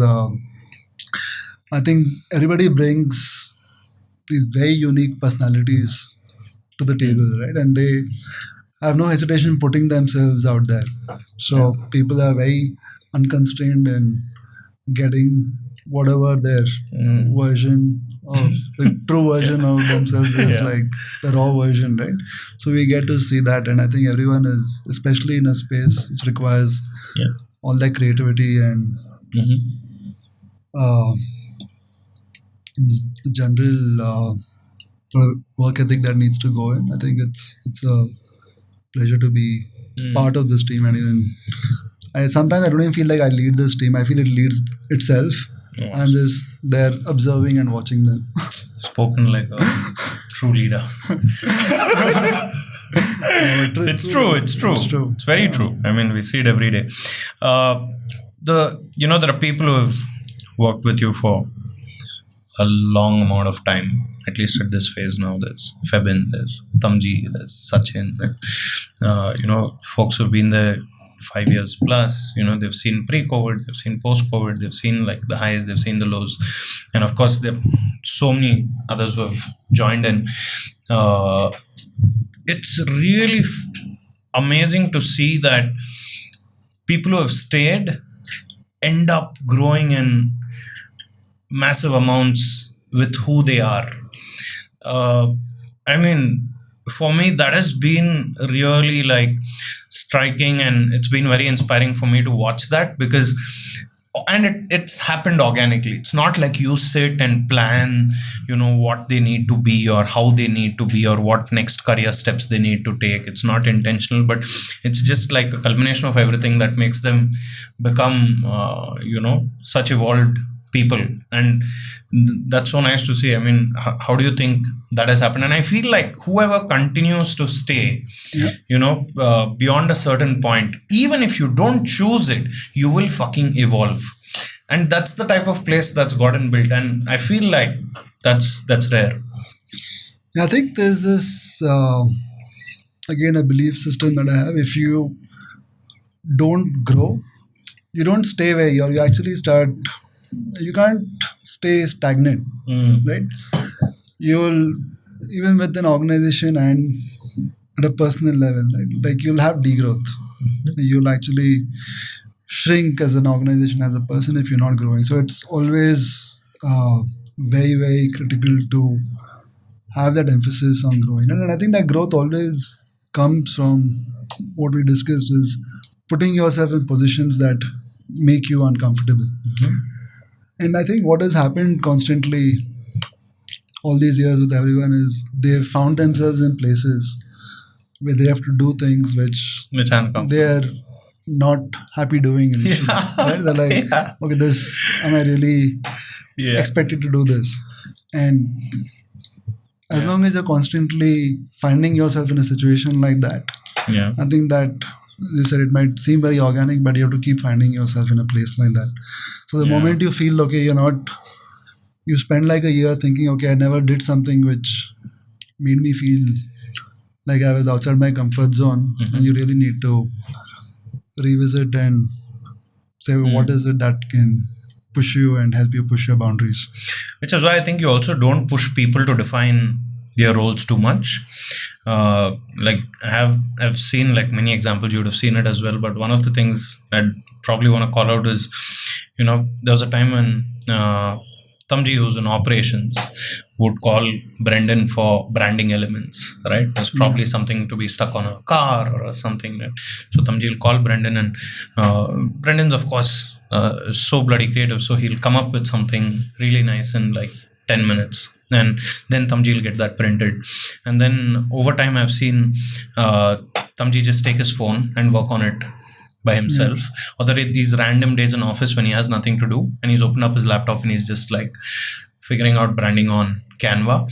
And now like the whole of operations kind of looks up to him and says, hey, there's this branding that's required. Do you have anything? Especially when we are short on time. And that's crazy. It's I think that's, I think that the mindset is something which is really soaked into the team, right? Where you realize that there is nothing that defines you or your role. You can just pursue whatever you feel like doing. And I think Tamji is planning to do his video editing course right now. Oh, really? Yeah. So that's Okay. what I heard You hear? Okay. from Febin last week. Mhm. So I think it just allows people to explore other dimensions to themselves. Sure. I want to explore a few other aspects of team activators, and then move on to some of other topics beyond work. But I think it's the right time to take a quick break. Or like I need one actually. Yeah, we'll take a quick break. Throat is dry. Yeah, we'll take a few moments and we'll be back. So we are back from a quick break. Would it be, I think I've asked you this, but yeah, would it be right to say that the level of financial success that you've seen in the last 2 years has been, more than any of the other years before? Yeah, and I think that's the general. It's always going to be It's the that. system of how compounding works. Yeah, And I think yeah. if you truly appreciate Yeah. compounding and compounding of efforts, compounding in a business, compounding in your mutual fund, everything, right? That's how Sure. it's the principle of compounding, right? So you will, I think I was just reading this that I think Warren Buffett would have made like more in the last 5 years than he has Than made his, in yeah. his entire life. Which stays. Yeah, because that's how compounding works. So I hope 2 years later we have this podcast and again yeah. you say the same thing that you made more now than you had previously. Sure. But I think that's just how Mm. compounding will work. It and works. happens. So there have been months where we've nailed it out of the park with the amount of clients we brought in, with the amount of events we did. Like general overall success is an all-time high in those few months, right? In those months, at the end of those months, and you see that level of things kind of becoming real, all those efforts kind of coming through, looking at how those things have compounded in your language. How does it make you feel? What do you feel in those months when you fucking nailed it? I think that's at some level I haven't had time to think about Really? too much, right? Because I think it seems like you're on a journey where there's always you're on to the next thing that is going on. You don't sometimes get time to like really go deep and ask yourself how you're feeling right now, right? So, but I Wow. think now that you said, I think it Yeah. feels Yeah. pretty good. Feels pretty good about whatever we've built has also been something which you've built without raising any Capital. external capital. It is something which is allowing for a wonderful set of people to call it their because I mean bunch of people spending most of their meaningful hours Yeah, in that place and it also being rewarding financially for everyone in the team. I think that's definitely something that gives me a lot of joy. And the last question, which is literally the opposite of this, and as much as things start to work and we see things work on a larger scale, the issues also get pretty critical. There have been days when I know there are maybe average 10 to 12 people from the team reaching out to you with real critical tasks which cannot move on without you in different capacities, right? And these are like peak months where we're running like 70-80 shows in the month, and you're probably entered office at like 9:30 in the morning and probably it's 9 in the night and you're still there solving for stuff. And while some of the others just need to think about their set of tasks for the day, you have 12 people calling you with critical tasks. And of course, we all know, the level of patience with which you deal with it. And it's like people are shocked at how much you can take in a single day. I don't know how many people have realized that, but I have at least seen that. I mean, at the end of those days, aren't you like Screaming when you're No, by I'm yourself. surprised. I'm surprised you think I'm that patient because You are. We've seen like you blasting people. That is common. That's human nature. But there are days when you've really gone through the day solving for things one after the other, solving for things one after the other. And even in the night, people don't leave you, right? People are calling you with critical things. Where is that level of composure coming from? I think in general we have a bunch of very passionate people, and everyone holds on to their opinions Strongly. very strongly, right? And I think at some level you want to constantly encourage that and sort of nurture that. You don't want a situation where you end up becoming the loudest voice in the room and stifling some of these passionate opinions coming out there, right? So it's very, very critical for me to have that, like with utmost honesty, want to really listen to everyone's opinion before sharing mine. It might be completely different from what we end up doing, but at least having the patience to at least evaluate every opinion is very critical to me. So I think that's probably the motivation to at least spend some time listening to what people have to say. But also, I think what happens is, I think one of the things which is probably stressful and causing me to age faster than I would Sachin? have liked to.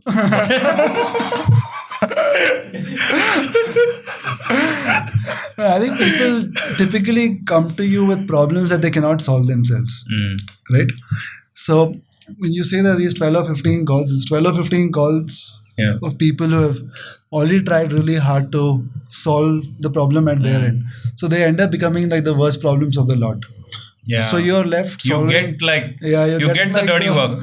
all Yeah. the dirty problems that you end Yeah. up solving, and not like Yeah. those low hanging fruit to like Which you can solve and feel good knock off. about. Right? Yeah, exactly. So I think at some level you just every time you get a call, you're like, okay, it has to be something which is Something real. a tough call to get on to. But yeah, it's in general, I think you start you get to a point where you like accept, okay, this is something that you do and this is something that is part of your day, and you some level start looking forward to it, right? And again, it's very collaborative in terms of how these problems are solved. It's not I'm the only one solving them. I think you're being more generous than you need to be, but I think we are jointly solving a lot of these problems that keep showing up. But yeah, some are ugly, some are not so ugly. You have a set of close friends who have built businesses themselves. You have the ISB circle, of course, who you're close to, who have, if not, the first circle, like a second circle in your life, who have gone out to build businesses. And I've always asked this to entrepreneurs, and I'd like to get your view on it. When you meet fellow entrepreneurs who have built bigger businesses than yourself, let it be in terms of the number of employees or the numbers game, how much money they've been able to make, how much they've been able to expand geographically, and probably you knew them at an earlier step as well. Yeah, how does that make you feel? For a lot of entrepreneurs, I feel the biggest part of their motivation is looking at others and saying, these are the milestones that I want to break, purely because the folks around me have hit those milestones and I better get there. But you're always, irrespective of where you are, going to have people around you who have hit bigger milestones. So when you sit down with someone who's probably hit a bigger milestone than yourself, how do you look at that? See, what happens is, say someone I've met is probably at, say, a 10x of where I am right now. He's also meeting someone who is at 10x of where he is at right now, right? So I mean that relative comparison is a never-ending game, right? I think you're only looking at being the best you can at what you're doing. Like you are in a business, or you're whatever the business might be, you're working on being the best at doing that, and you follow that journey, and where that journey will take you, you uh, don't really question that too much, right? That it is giving you a lot of joy. You're enjoying doing what you're doing, and I think that is what really matters to me the most. I also, I think what happened with Commute Easy was I saw a lot of success very early. So I used to be in the newspapers when I was like 23. Wow. I was on CNBC having like Chats. interviews and all of that, right? So there was that sense where there was this whole uh, ego massage, right? At some level, you're like this kid, everybody's like, okay, this is the guy who set this up. You're meeting a lot of celebrities, corporate honchos, and who are giving you a lot of kudos for what you've built. But then you realize at some point that is not something that is giving you any sustainable feel good. Right? Like it gives you like in the moment sort of an upside and pat on the back. But if you're more intrinsically motivated, I think you just choose different parameters for success, and you'll have different goals that you're solving for. And I feel like any person will have like multiple levers that they're operating, right? Like it is maybe business is just one of those levels. Professional success is one level, financial success is one level. Like the quality of your personal relationships is another level. Like how much time you're able to spend on your passion projects and what you really care about is another level. So if you're able to balance out and say, look, there are these multiple dimensions to myself, and if I'm able to do a good job and do justice to all of these different dimensions, I feel that is extremely rich for me. Right? So you need to hit a hygiene level of some of these levers, and some of these levels really want to optimize for. And at that level, there is no way you can compare, because your levers might be very different from somebody else's levers. Right? And to have that level of cognizance requires a little bit of training in your mind, because there's so much noise around you where people are talking about success from such a narrow perspective. It becomes very easy to think that that is what it means, but it's about how you're balancing all of these different levels and dimensions that you have, and exploring your dimensions to yourself and being able to do justice to those. If you're able to do that, I think then there is no way to really compare people across those levels, right? So I think that is probably my broader take on That's what makes you comfortable in meeting people exactly, who probably scaled bigger businesses. Yeah, because I think that's one level. There are like different games you're playing, and again, I think at beyond the point, right? So there is a level of hygiene where you play a game, you get to that level, like whether you're operating at that level or like 100 levels above, it doesn't really make a material impact beyond that. Right? And I think it's just about hitting hygiene on some of these levels. All of these levers, that are important to you. Yeah, and then you let compounding do what it does. But so you'd rather like invest on broadening your own set of levers and doing justice to those as well, rather than just play one game and keep doing only that one game that you know of. It's like having a portfolio of multiple stocks, right? And you invest a little in everything and let it play out instead of putting it all in one basket. And I think it's one of the reasons why, like, if somebody says, okay, what do you do? Like when there's so many folks who've made enough and they don't, you see them working till they're 70, 80, and you realize a lot of people don't have too many other passions that they're Other than excited about. This is one thing that they know, and that is all they want to do. I'm saying you do that, but you also need to have other areas that you're passionate enough to spend time on, right? And then maybe you will figure that there are different phases of your life here you want to do other things. Sure. talking about like one of the observations, and I feel like people around you know it as well. You don't splurge. You don't buy too many expensive things. You don't walk by a Rolex store and impulsively walk in and buy a watch for yourself. You don't suddenly decide, I'm gonna fucking have this upgrade on the car, or you don't splurge. And even if you do, it's not impulsive. What's that core principle built on?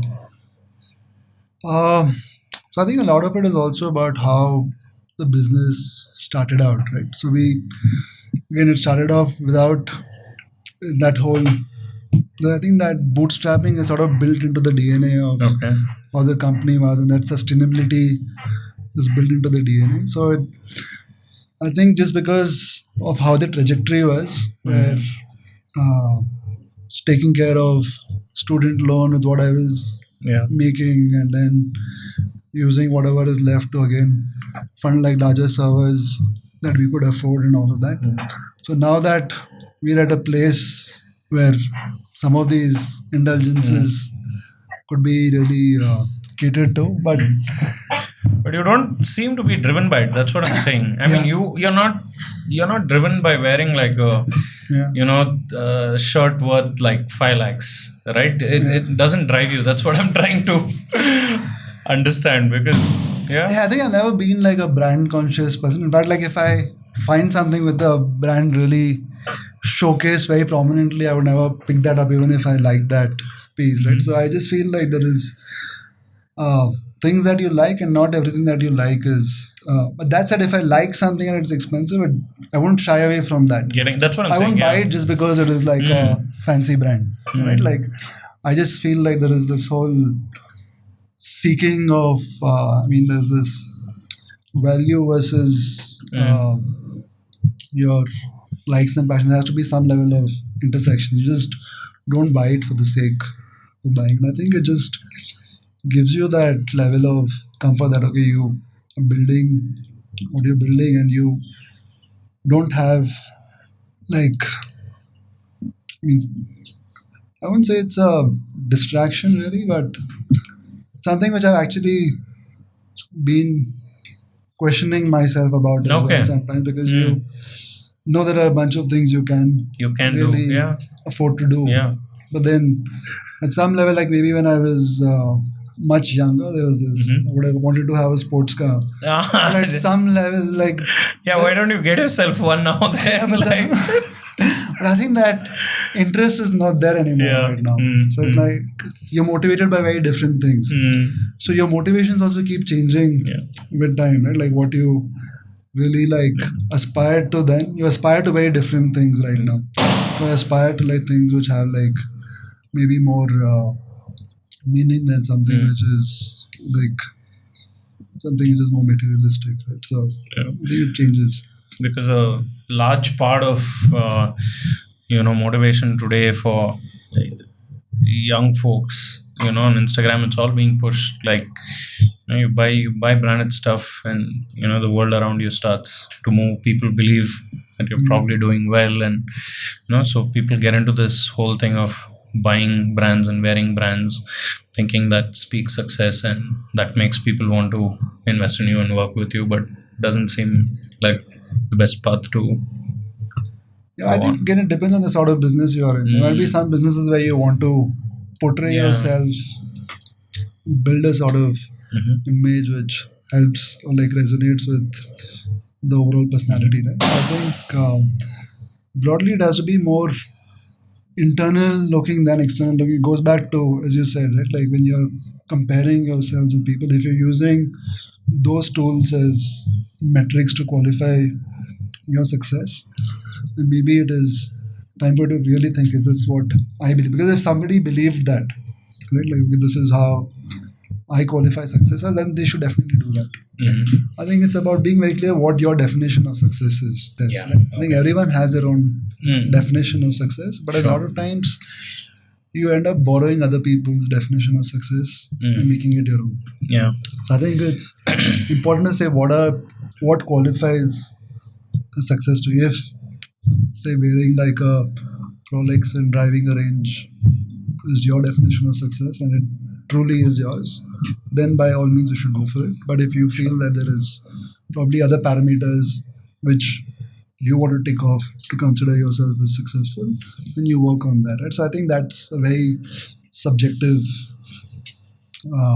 piece. So I think that's probably my answer to what motivates me right now, because I feel like my success is defined by different things, and this again, it's a moving definition. So I don't think That's you- also. it's not like a constant thing, right? So you might have like 10 years back, I would have said, yeah, if I was driving a Lamborghini, I would consider myself really successful. But right now, like my parameters are fairly different. I won't mind a Lamborghini, but there's different parameters you look at.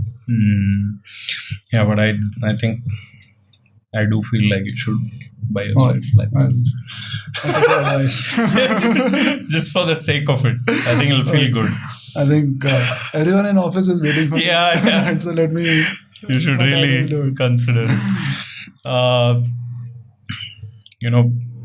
We've spoken so much about money and all of that, but all of that starts with a very basic mindset you need when you wake up.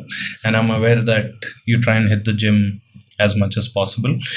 So when you do hit the gym and get these workouts in, you're also setting up yourself in a good, state of mind. And what do you think about when you are working out? So this is it's a good question, but it's a probably slightly tangential answer. So somebody's asking me, okay, what is the purpose of trying to live too long, right? Should we like try and Oh, lead wow. a life which is Now the episode starts. We should really call it out, saying skip to fucking 2 hours. The episode really starts there.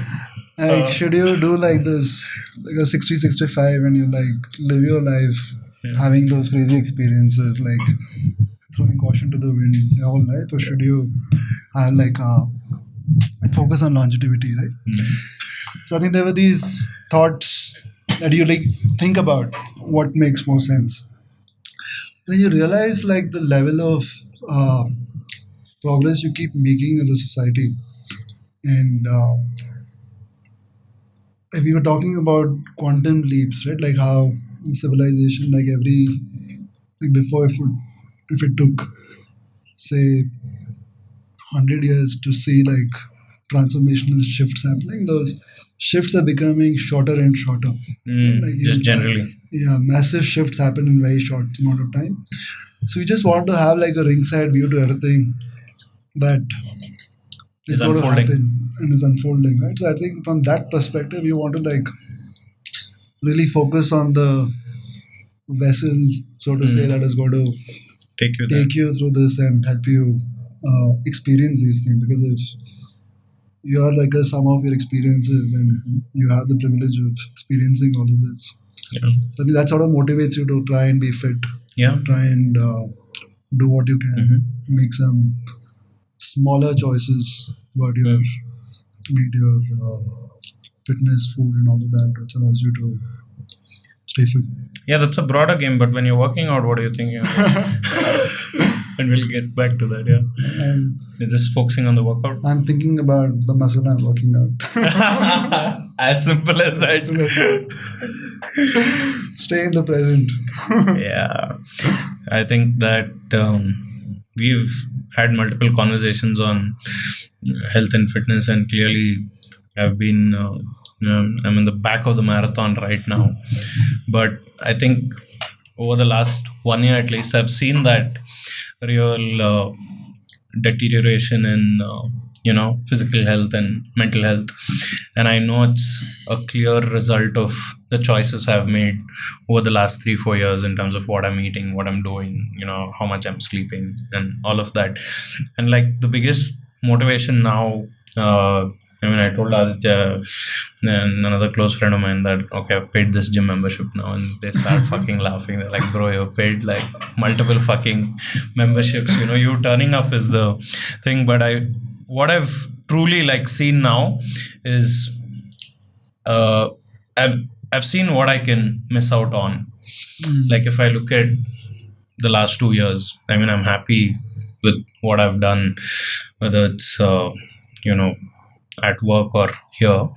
But I truly feel now going forward with, and you see all these doors opening up for yourself in life, right? Like you see the opportunities, you can sense some experiences coming your way, and yeah, you'd want to be in your best form possible to be able to experience it as well, because you've worked for those things, and when those things really come to you, how much of it are you going to efficiently experience and be able to multiply?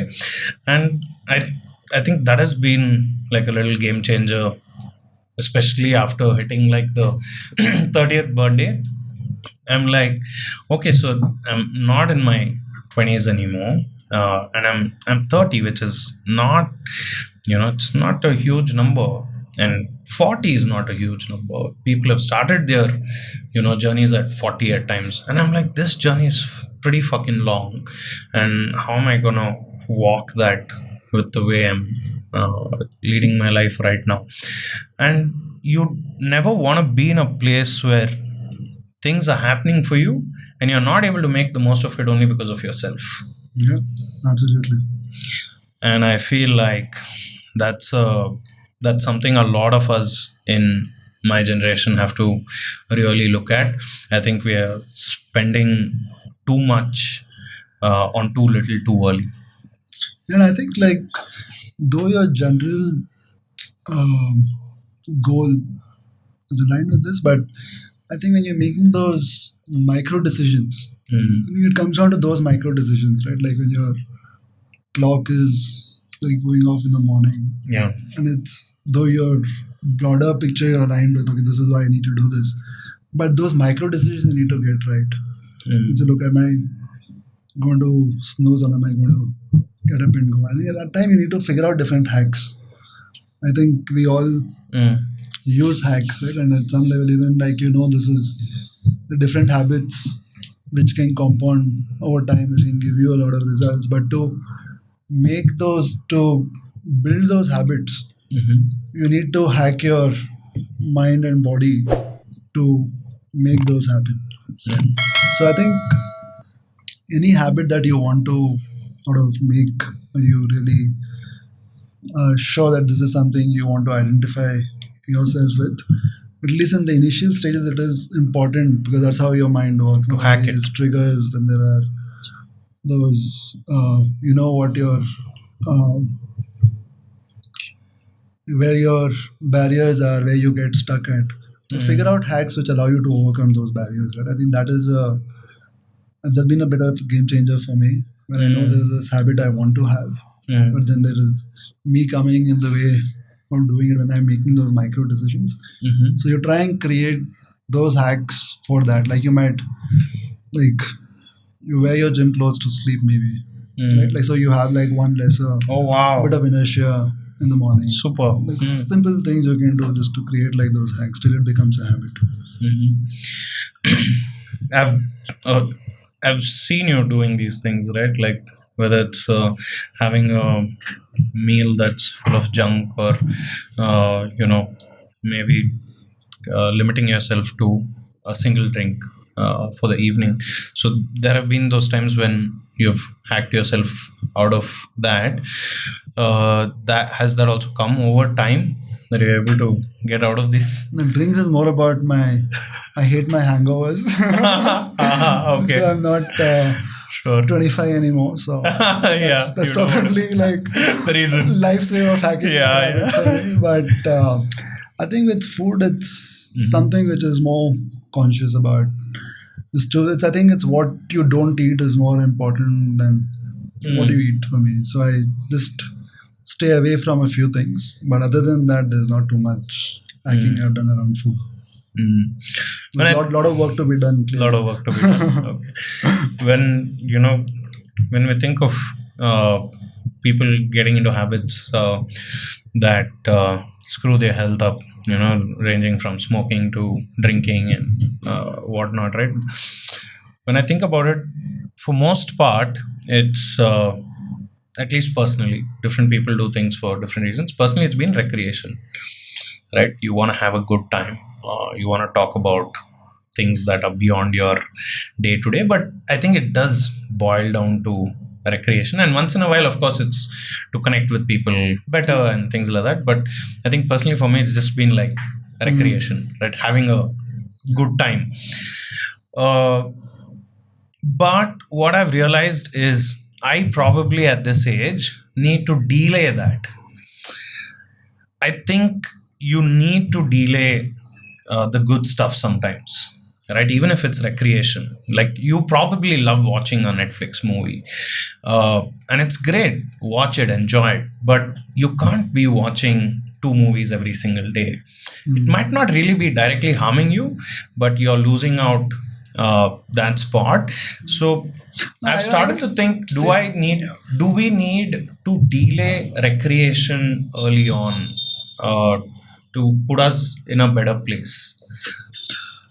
I think delaying recreation seems like too broad a stretch, right? Like I think it's again uh, you have a certain place you want to get to, and you say these are sort of habits because you are like a product of your habits, and so you want to say these are habits I want to nurture and I want to build. These habits I don't exist, but this habit will help me get here.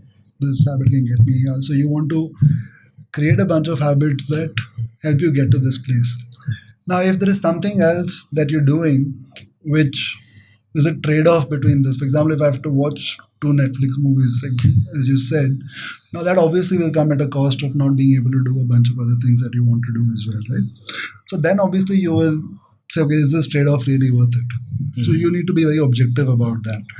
But you say if you're not, I mean, doesn't mean you have to like completely eliminate that from your life. Right? Like I think it's about being able to create that balance because at the end of the day, you want to also not uh, get to your 50 and say, look, I've had a very boring life. No I've not wild had, stories. No wild stories.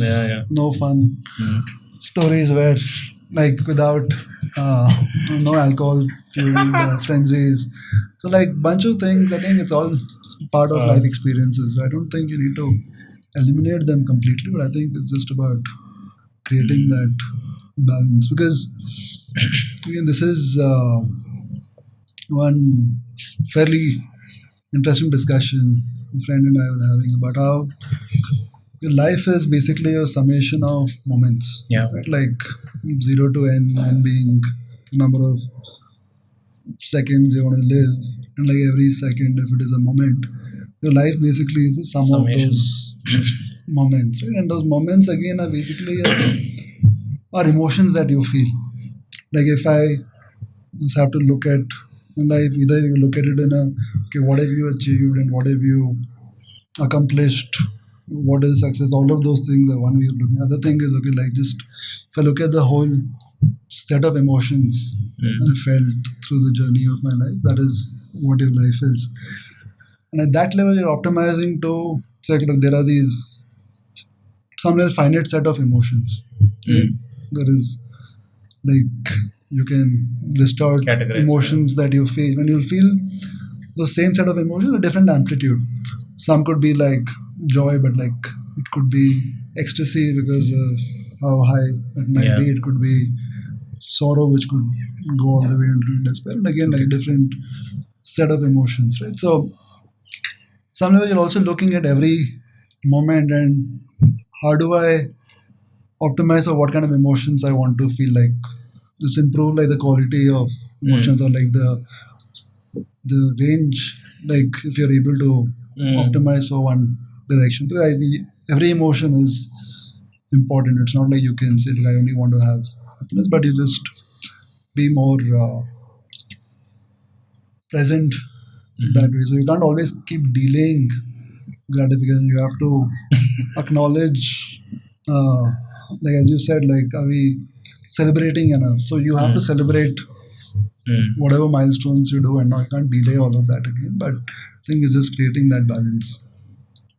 Again, one other like tangent to this is at some level those emotions become like a way of creating equity in this world.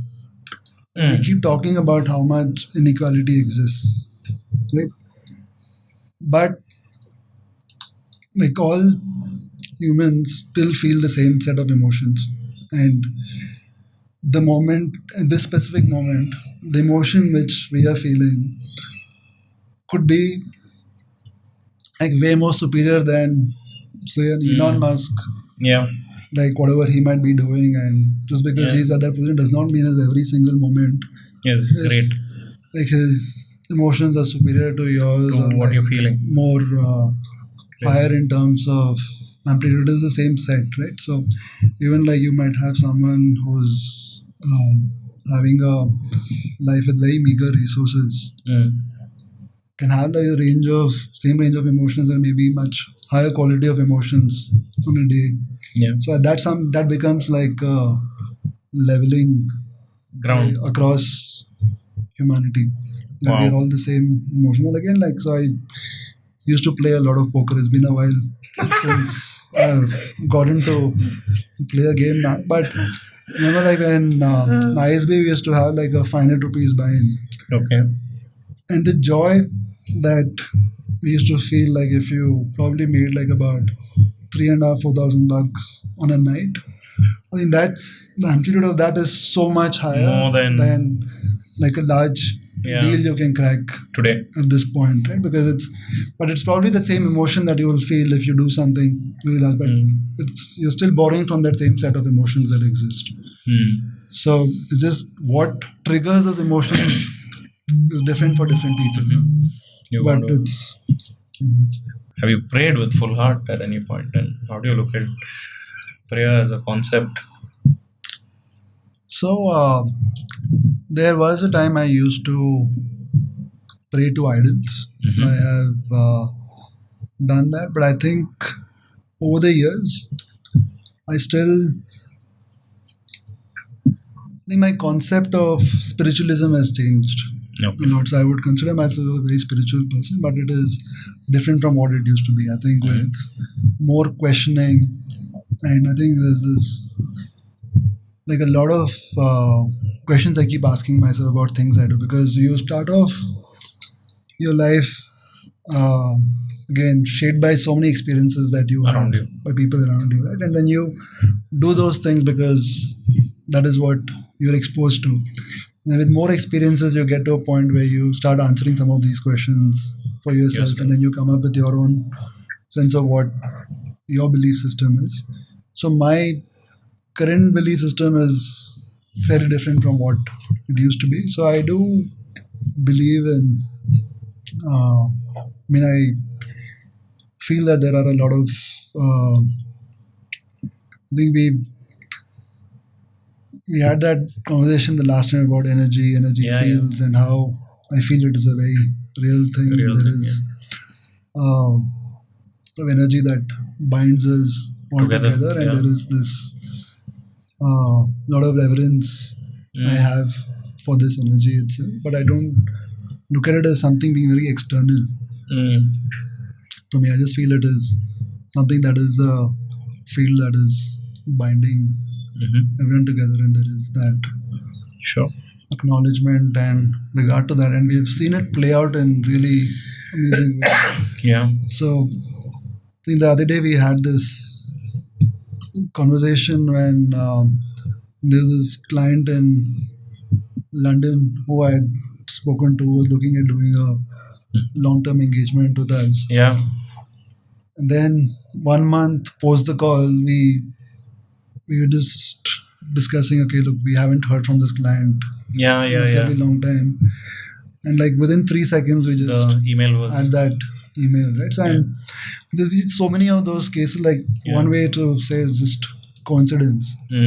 And the other day, Risto was I think, driving through Kavan Park, and he was passing by, and he saw this one of his clients used to work in a building just across Government Park, and he passed by saying he was just thinking about reaching out to that client, and before he reached office, he got a call from that client, Wow. saying that, hey, what are you up to? And I moved to another organization. So, so there is this sense that, okay, there is that energy fields that exist where you're able to, you really believe that we're all sharing like same energy fields, and there is that level of connect that we have. So I think it's more about acknowledgement of that.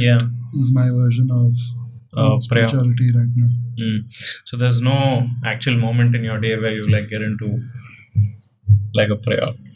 No, I think That's it's not more part of about general sense of understanding of this. And again, and the other thing is this being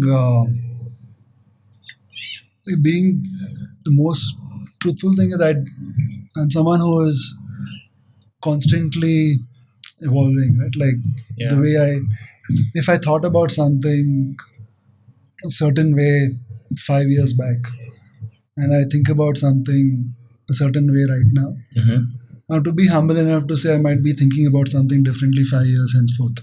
Right?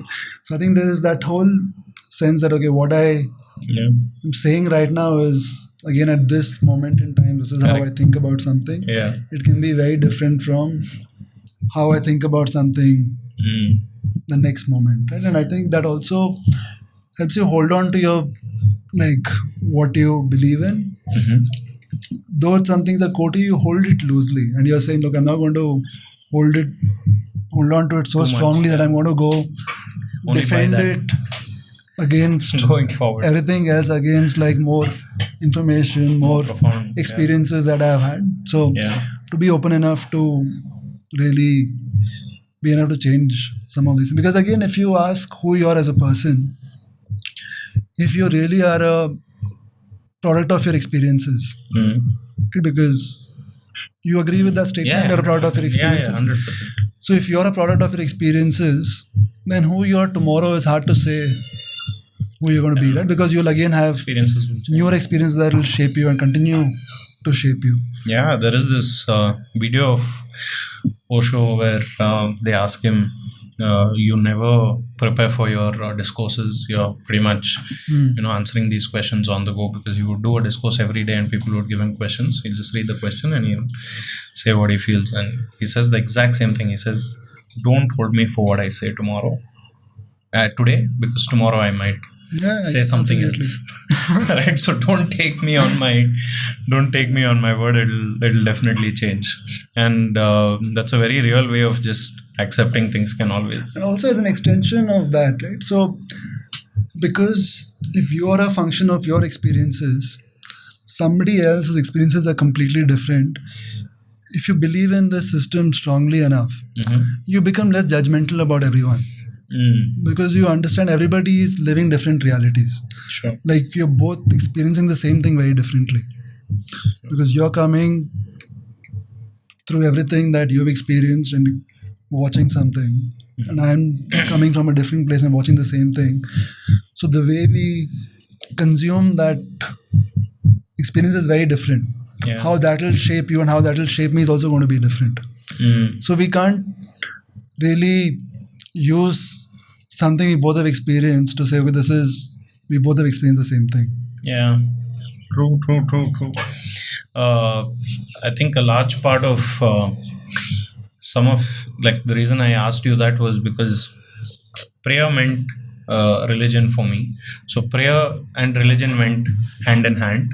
Then I disassociated it over time that prayer and religion can be two different things, and there's worship as well, which comes with religion. But I realized prayer can mean different things to different people, the way you pray, right? And then it obviously took me on a different spiral. That being left aside, on the same lens, have you been a big believer of things are already planned for you and you're just walking a path, or have you said there's free will? So it's a complex question, because the moment you say that, or you like start believing in that concept, at some level it takes away agency from you. Yeah. Right? Like saying that, okay, look, I'm probably just following a path, but some level you're constantly making choices and you're doing that. I think my go-to thought right now is to not really dwell into what is real, because everybody has. They said like reality itself is an illusion. Yeah. So there is no. I mean, I don't try and seek what is the absolute reality. It's about I'm just trying to sort of make like choices, assuming they have consequences, Yeah. and then you work through that. And maybe those consequences will eventually lead me to a place where I was anyway supposed to get to, but Yeah.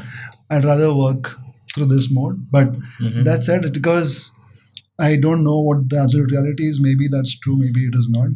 Maybe it is there is a certain path, everybody is having a predestined path, and Yeah. they're just walking through those paths as actors as spectators, but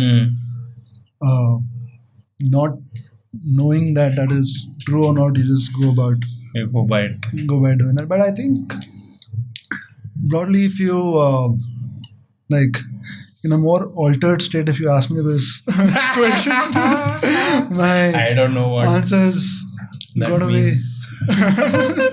It's going to be slightly more, different. interesting. Like, Yeah. I mean, I'm sure. I think, like, I'm very again, sure. like, there are these again different energies experiencing different experiences through life, and then eventually getting Comes to a back. point where you're all Part of the same back to the source. energy source, right? So Yeah. you're supposed to go through this life, Yeah. meeting different energies, sharing different experiences to make the energy that you are richer, and then you progress to the next plane. Yeah. Do you read a lot? Did you ever read a lot? No, I am not someone Yeah? who You've never- reads a lot. I mean, that's Yeah. something which I want to. I've always wanted to for the last 20 years. I never really wanted got to be a around it. reader, but I mean, I read a lot of articles. Than like a full-fledged book. Yeah, I don't read too many books, but I read a lot from that perspective. Like I would be like doing deep research on certain stocks. I might be doing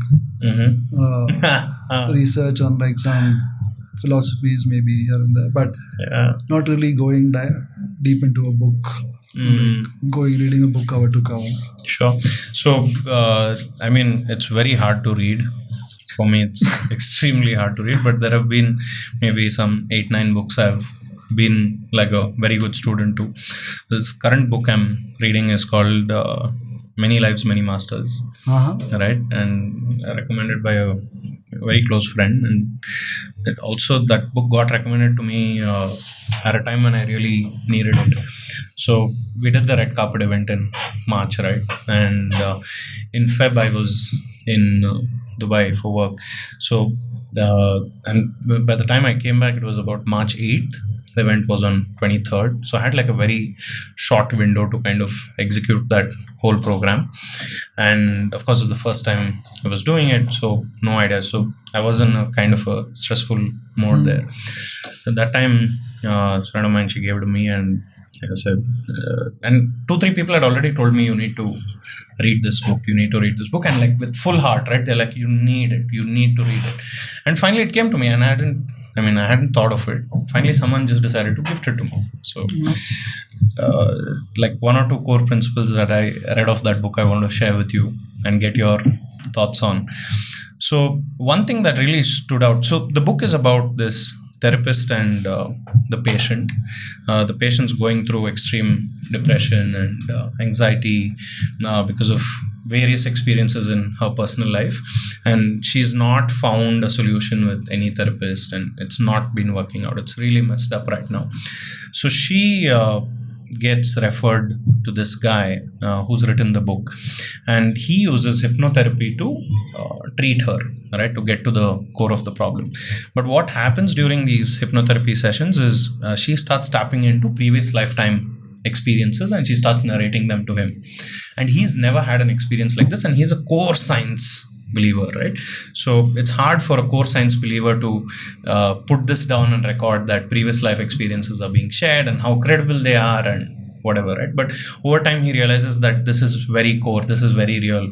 So one or two things and I'm still reading it, one thing that really blew my mind was the fact that we choose the families that we want to get into. Wow. Right? And it's a very conscious choice that you made, that, hey, you know what, these are the people that I want to be with. And it's also a conscious choice, apparently, that we made at what time we get in. So you get to decide how long, and whatever state that we are in before life and after death, you decide how long you want to stay there. So you've made a very conscious choice to enter this human form of life, and with whom you're going to be entering it with. So for a long time I used to have those questions in my head, and this kind of it made me feel very good that I've kind of chosen this, and there were reasons why I chose these people and why I came in at that point, and it gave me very, empowered me in a lot of ways, right? Because I think a lot of people get it wrong, saying, I don't know why I got here. I don't know why I was born into this family. I don't know why I was born into these circumstances. When you realize, at least for me, that belief is, and I had these beliefs, this book kind of reinforced that. When you realize that, no, you've had equal play in choosing this, I think it empowers you a lot. And then the second thing I wanted to share with you, and I want to get your thoughts on, at the core principle of the book, it's saying all human life is made for you to come and seek wisdom. There is no other core principle. You've come here into human life only to seek wisdom and seek knowledge, because that's the knowledge that's also going to help you in the states that are coming up, and whatever that is, right? This is human form, whatever life form is coming up. You've been sent into the human body to seek wisdom and knowledge that is going to help you propel forward, and that's always going to be the reason you return as well, in whichever family. I think that's what you can call wisdom in different. If experiences is wisdom, yeah, which is what we said. Every energy is going to go through different experiences before you merge into the next level, which is probably again resonating. But again, I think there is no way anybody will ever say what you are saying is true or not. Yeah. But I think what matters is there something that you believe which fundamentally makes you, which you can really, one, it makes you feel good. Yeah. And that is great. That you know that this is, and it makes sense to you. That is all that matters. Even if you look at a lot of this with religion, if people are able to derive anything positive out of it, or like that level of, I don't know, because when you have like a strong belief in any system, whether it is, there's no concept like that is their reality, right? And anything you're believing in, which is that's your reality. Life, I think it just becomes more easier to deal with so many unanswered questions around you. Yeah. I think any belief system you create which sort of helps you navigate, it almost becomes like a hack to deal with so many things that are uncertain and like vague and foggy around you, right? So I think religion and these all like philosophies are tools to help you navigate these things in a way where you can probably do this in a more allow you to do what you're supposed to do without getting sidetracked, because maybe the real reason for existence is way more complex than you can imagine. It could be like complex enough, so you need to figure out these hacks to sort of just unlock that, go through that and not really dwell on that deeper question. You find a answer which you believe in strongly enough and stick to it. Yeah, and it kind of made me more curious about the Hindu mythology also, which was not easy for me to get inspired early on, because a lot of the things written in the book kind of parallel to some of the things the Hindu mythology kind of teaches you, more in a storyline format. Yeah, Using it's amazing. Like some of Yeah. the learnings are super powerful. Yeah. Like, and I think we dwelled on one of these things earlier. I don't remember the exact context, but even that whole story about kindness and empathy. Dashrata had shot this guy, like, he said, go away before I can curse you. Yeah. Because, and I also said, like, I want you to have someone who loves, a son who loves you as much as he loved me, right? And that is how Dashrata's life was just like, but Wow. how some of those very powerful teachings are there in some of these stories. Sure. And you always speak about like certain people who are not really you're not your blood relative, but you're so close knit. We say, we have like phrases, he's like family, he's like brother from another mother, all these phrases that we use. So turns out again in the book, this therapist was her father in one of her lifetimes. Oh, wow. While she was sharing her experiences, she says that you were my father at one point. And so you do end up connecting with people who have been blood relatives to you, and that was like so surreal for me to kind of, and in the context in which it's explained in the book, it almost, it does seem like there's a huge possibility that the people you're most connected to who might not be your blood relative here in this lifetime have probably been your blood relatives at one point, and that's why you connect so much. Also, one more thing I took away from what you were saying was how this book came to you. That is a very powerful feeling in itself, right? Because so there's somewhere you feel that all of these various things being broadcast to you constantly. Because I'm Yeah. sure you would have heard of this book multiple times Yeah, in yeah. the past, right? And so what happens is like you're just tuning into a certain frequency. There's like all these broadcasts going on, and you tune into a frequency. You suddenly are listening to that so much that you feel like everyone is talking about this right now. Yeah. And it also happens like because when people tell me that, okay, I was saying something and now everywhere I'm being I'm recommended able to- this thing. Yeah. Like either Google is listening or Facebook is listening to me. I don't know, and they keep saying that. But I think there is maybe some truth to that. But also what happens is you start noticing something a lot more, which is already around you Yeah. when you're really seeking something. Yeah. Right? So I think that's also one of the ways you get tuned into something that you need at that point in time. And I think Very true. it always existed. Book has been around for so long, but you got it at the right time, recommended by Yeah, which it's helped crazy. you So navigate that phase. the friend's name is Deepika. So Deepika's story is also pretty surreal. Maybe just a minute, and she'll probably enjoy the fact that I spoke about her. So I knew her probably since like the 30th episode or something, and I didn't end up connecting with her or calling her or whatever.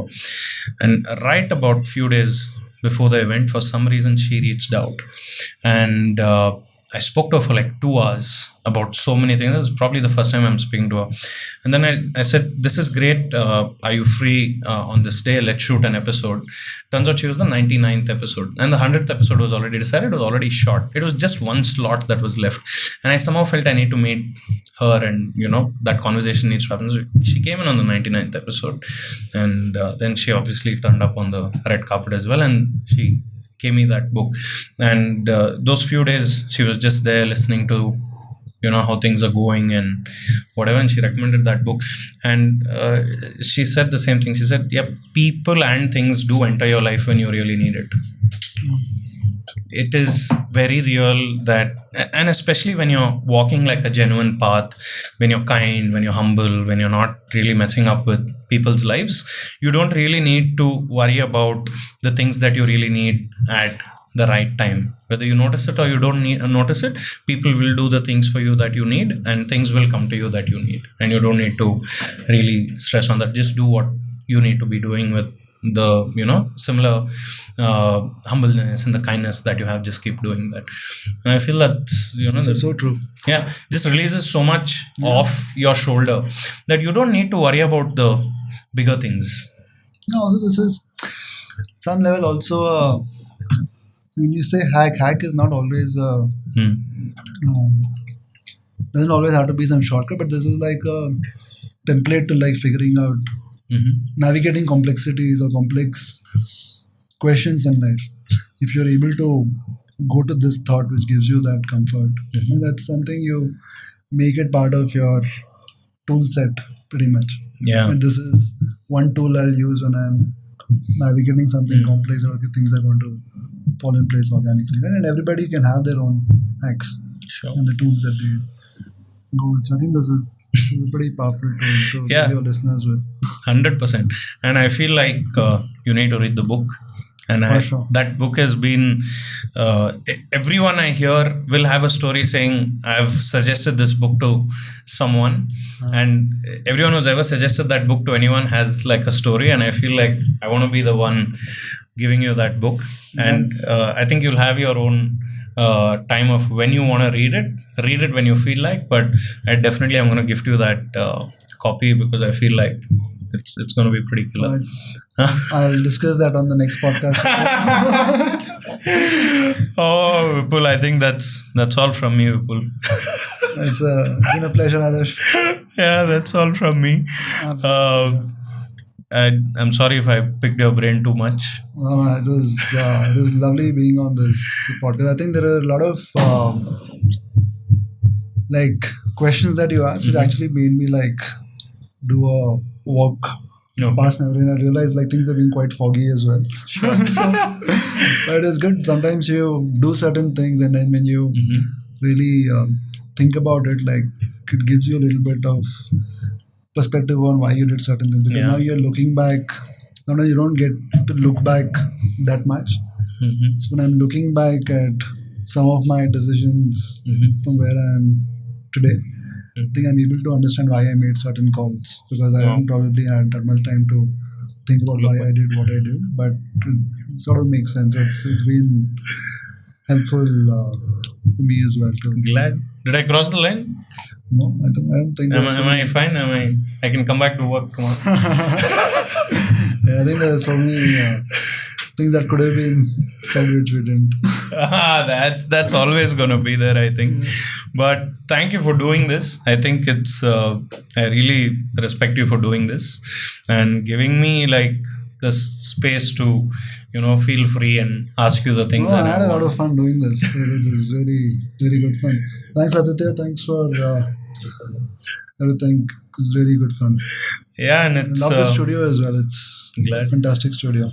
No, I want to give you credit where it's due on record, that it's all of this wouldn't have been possible without Team Activators. Let's really acknowledge that, right? Because if not for Team Activators, I don't think we can do this. I think it's you're being fairly generous there. No, it's I feel true. there's because you have made certain choices and you're doing a lot of trade-offs. Yeah. The fact that you're able to do this, despite everything that you do at Team Activators, you need to give yourself that acknowledgement that you're able to really push your day, make it much more longer than it is, what it is. No, I mean, see, that's what I enjoy, right? Like, first thing I've enjoyed is the fact that you always showed interest when I spoke about the podcast, which I really enjoy. Like, the certain conversations I've had with you, which are very close to me, because I know what this place means to me. And there have been times, like, you won't believe it. There's this one time we had like a program in Ravishing Retreat. We were done probably at 7 o'clock there, and full day session, morning session, afternoon session, probably done at like 5:30. Left Ravishing at 5:30. We had invited the guest at 7 o'clock, here Wow. because I usually shoot in the evening or Sunday, right? And the map showed 1 hour 28 minutes, right? And it was 5:30 when I left there. I legit came, and I'm dirty and sweaty as you can imagine. And I come in and he's here. The guest is at Shravanti. I tell him, get the guest, get them comfortable. I have like my shower in 5 minutes and I am ready to go, right? And it's really, it's crazy that I'm able to do that. And there have been a lot of times, and it's not even about, I think it's just, again, going back to that, freedom of thought and expression that you've given me, right? Like, you always encourage whatever thoughts we have, and I think it has a huge part in letting this happen as well. Thanks, And Adarsh. Thanks for it's real, Vipul. saying that. But I think you should be proud of yourself, and you should. So your mom. It's a long way. Your mom is definitely proud of you, I'm sure. Yeah. I just want to thank you. I knew that I've thanked you in the past, but I want to thank you on record as well. There's a lot, like, I feel like I've also changed just watching you, not just personally, but just dealing with crisis, learning how to manage people, learning how to, understand them, and, how you need to deal with different things. And those are things I used to think that I'm anyway going to learn. But when I joined here, like, one of the things you said was, it's better when you have people around you. Like, it's a better experience. And it's real, like, whether it's like selling to the clients, or whether it's managing crisis on ground, or learning about longevity and running a marathon. I think that's just gonna always be core, and I can't say how much it has impacted me, because I know, like, I tell my mom this, like, I use like a different analogy with her. I say, just imagine I'm painting like a huge canvas, right? And the first part of painting a huge canvas is always going to be just a pencil sketch. So I understand sometimes you're not able to see the color on it, and it looks fucking boring, right? But I'm just using the pencil right now. I need to finish the pencil sketch, and only then you can start adding colors. And all of those have really come because of the experiences I'm having here, and I don't think I can ever speak enough about that.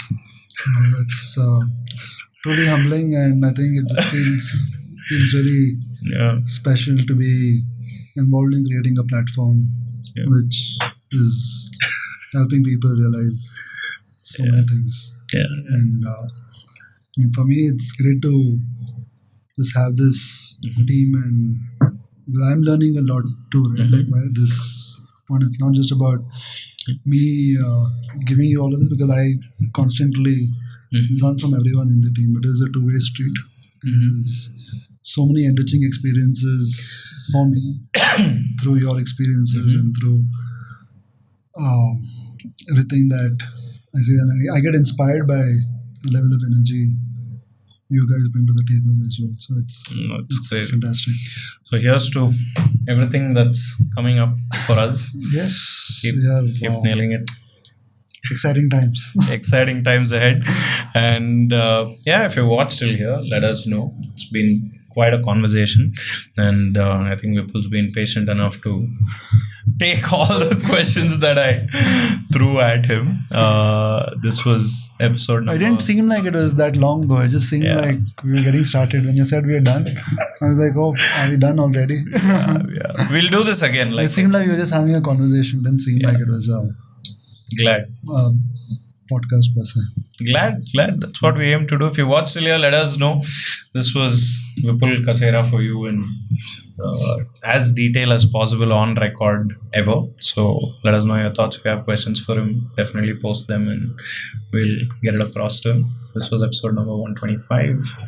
On a personal note with Adarsh Sakare. We'll see you on the next one.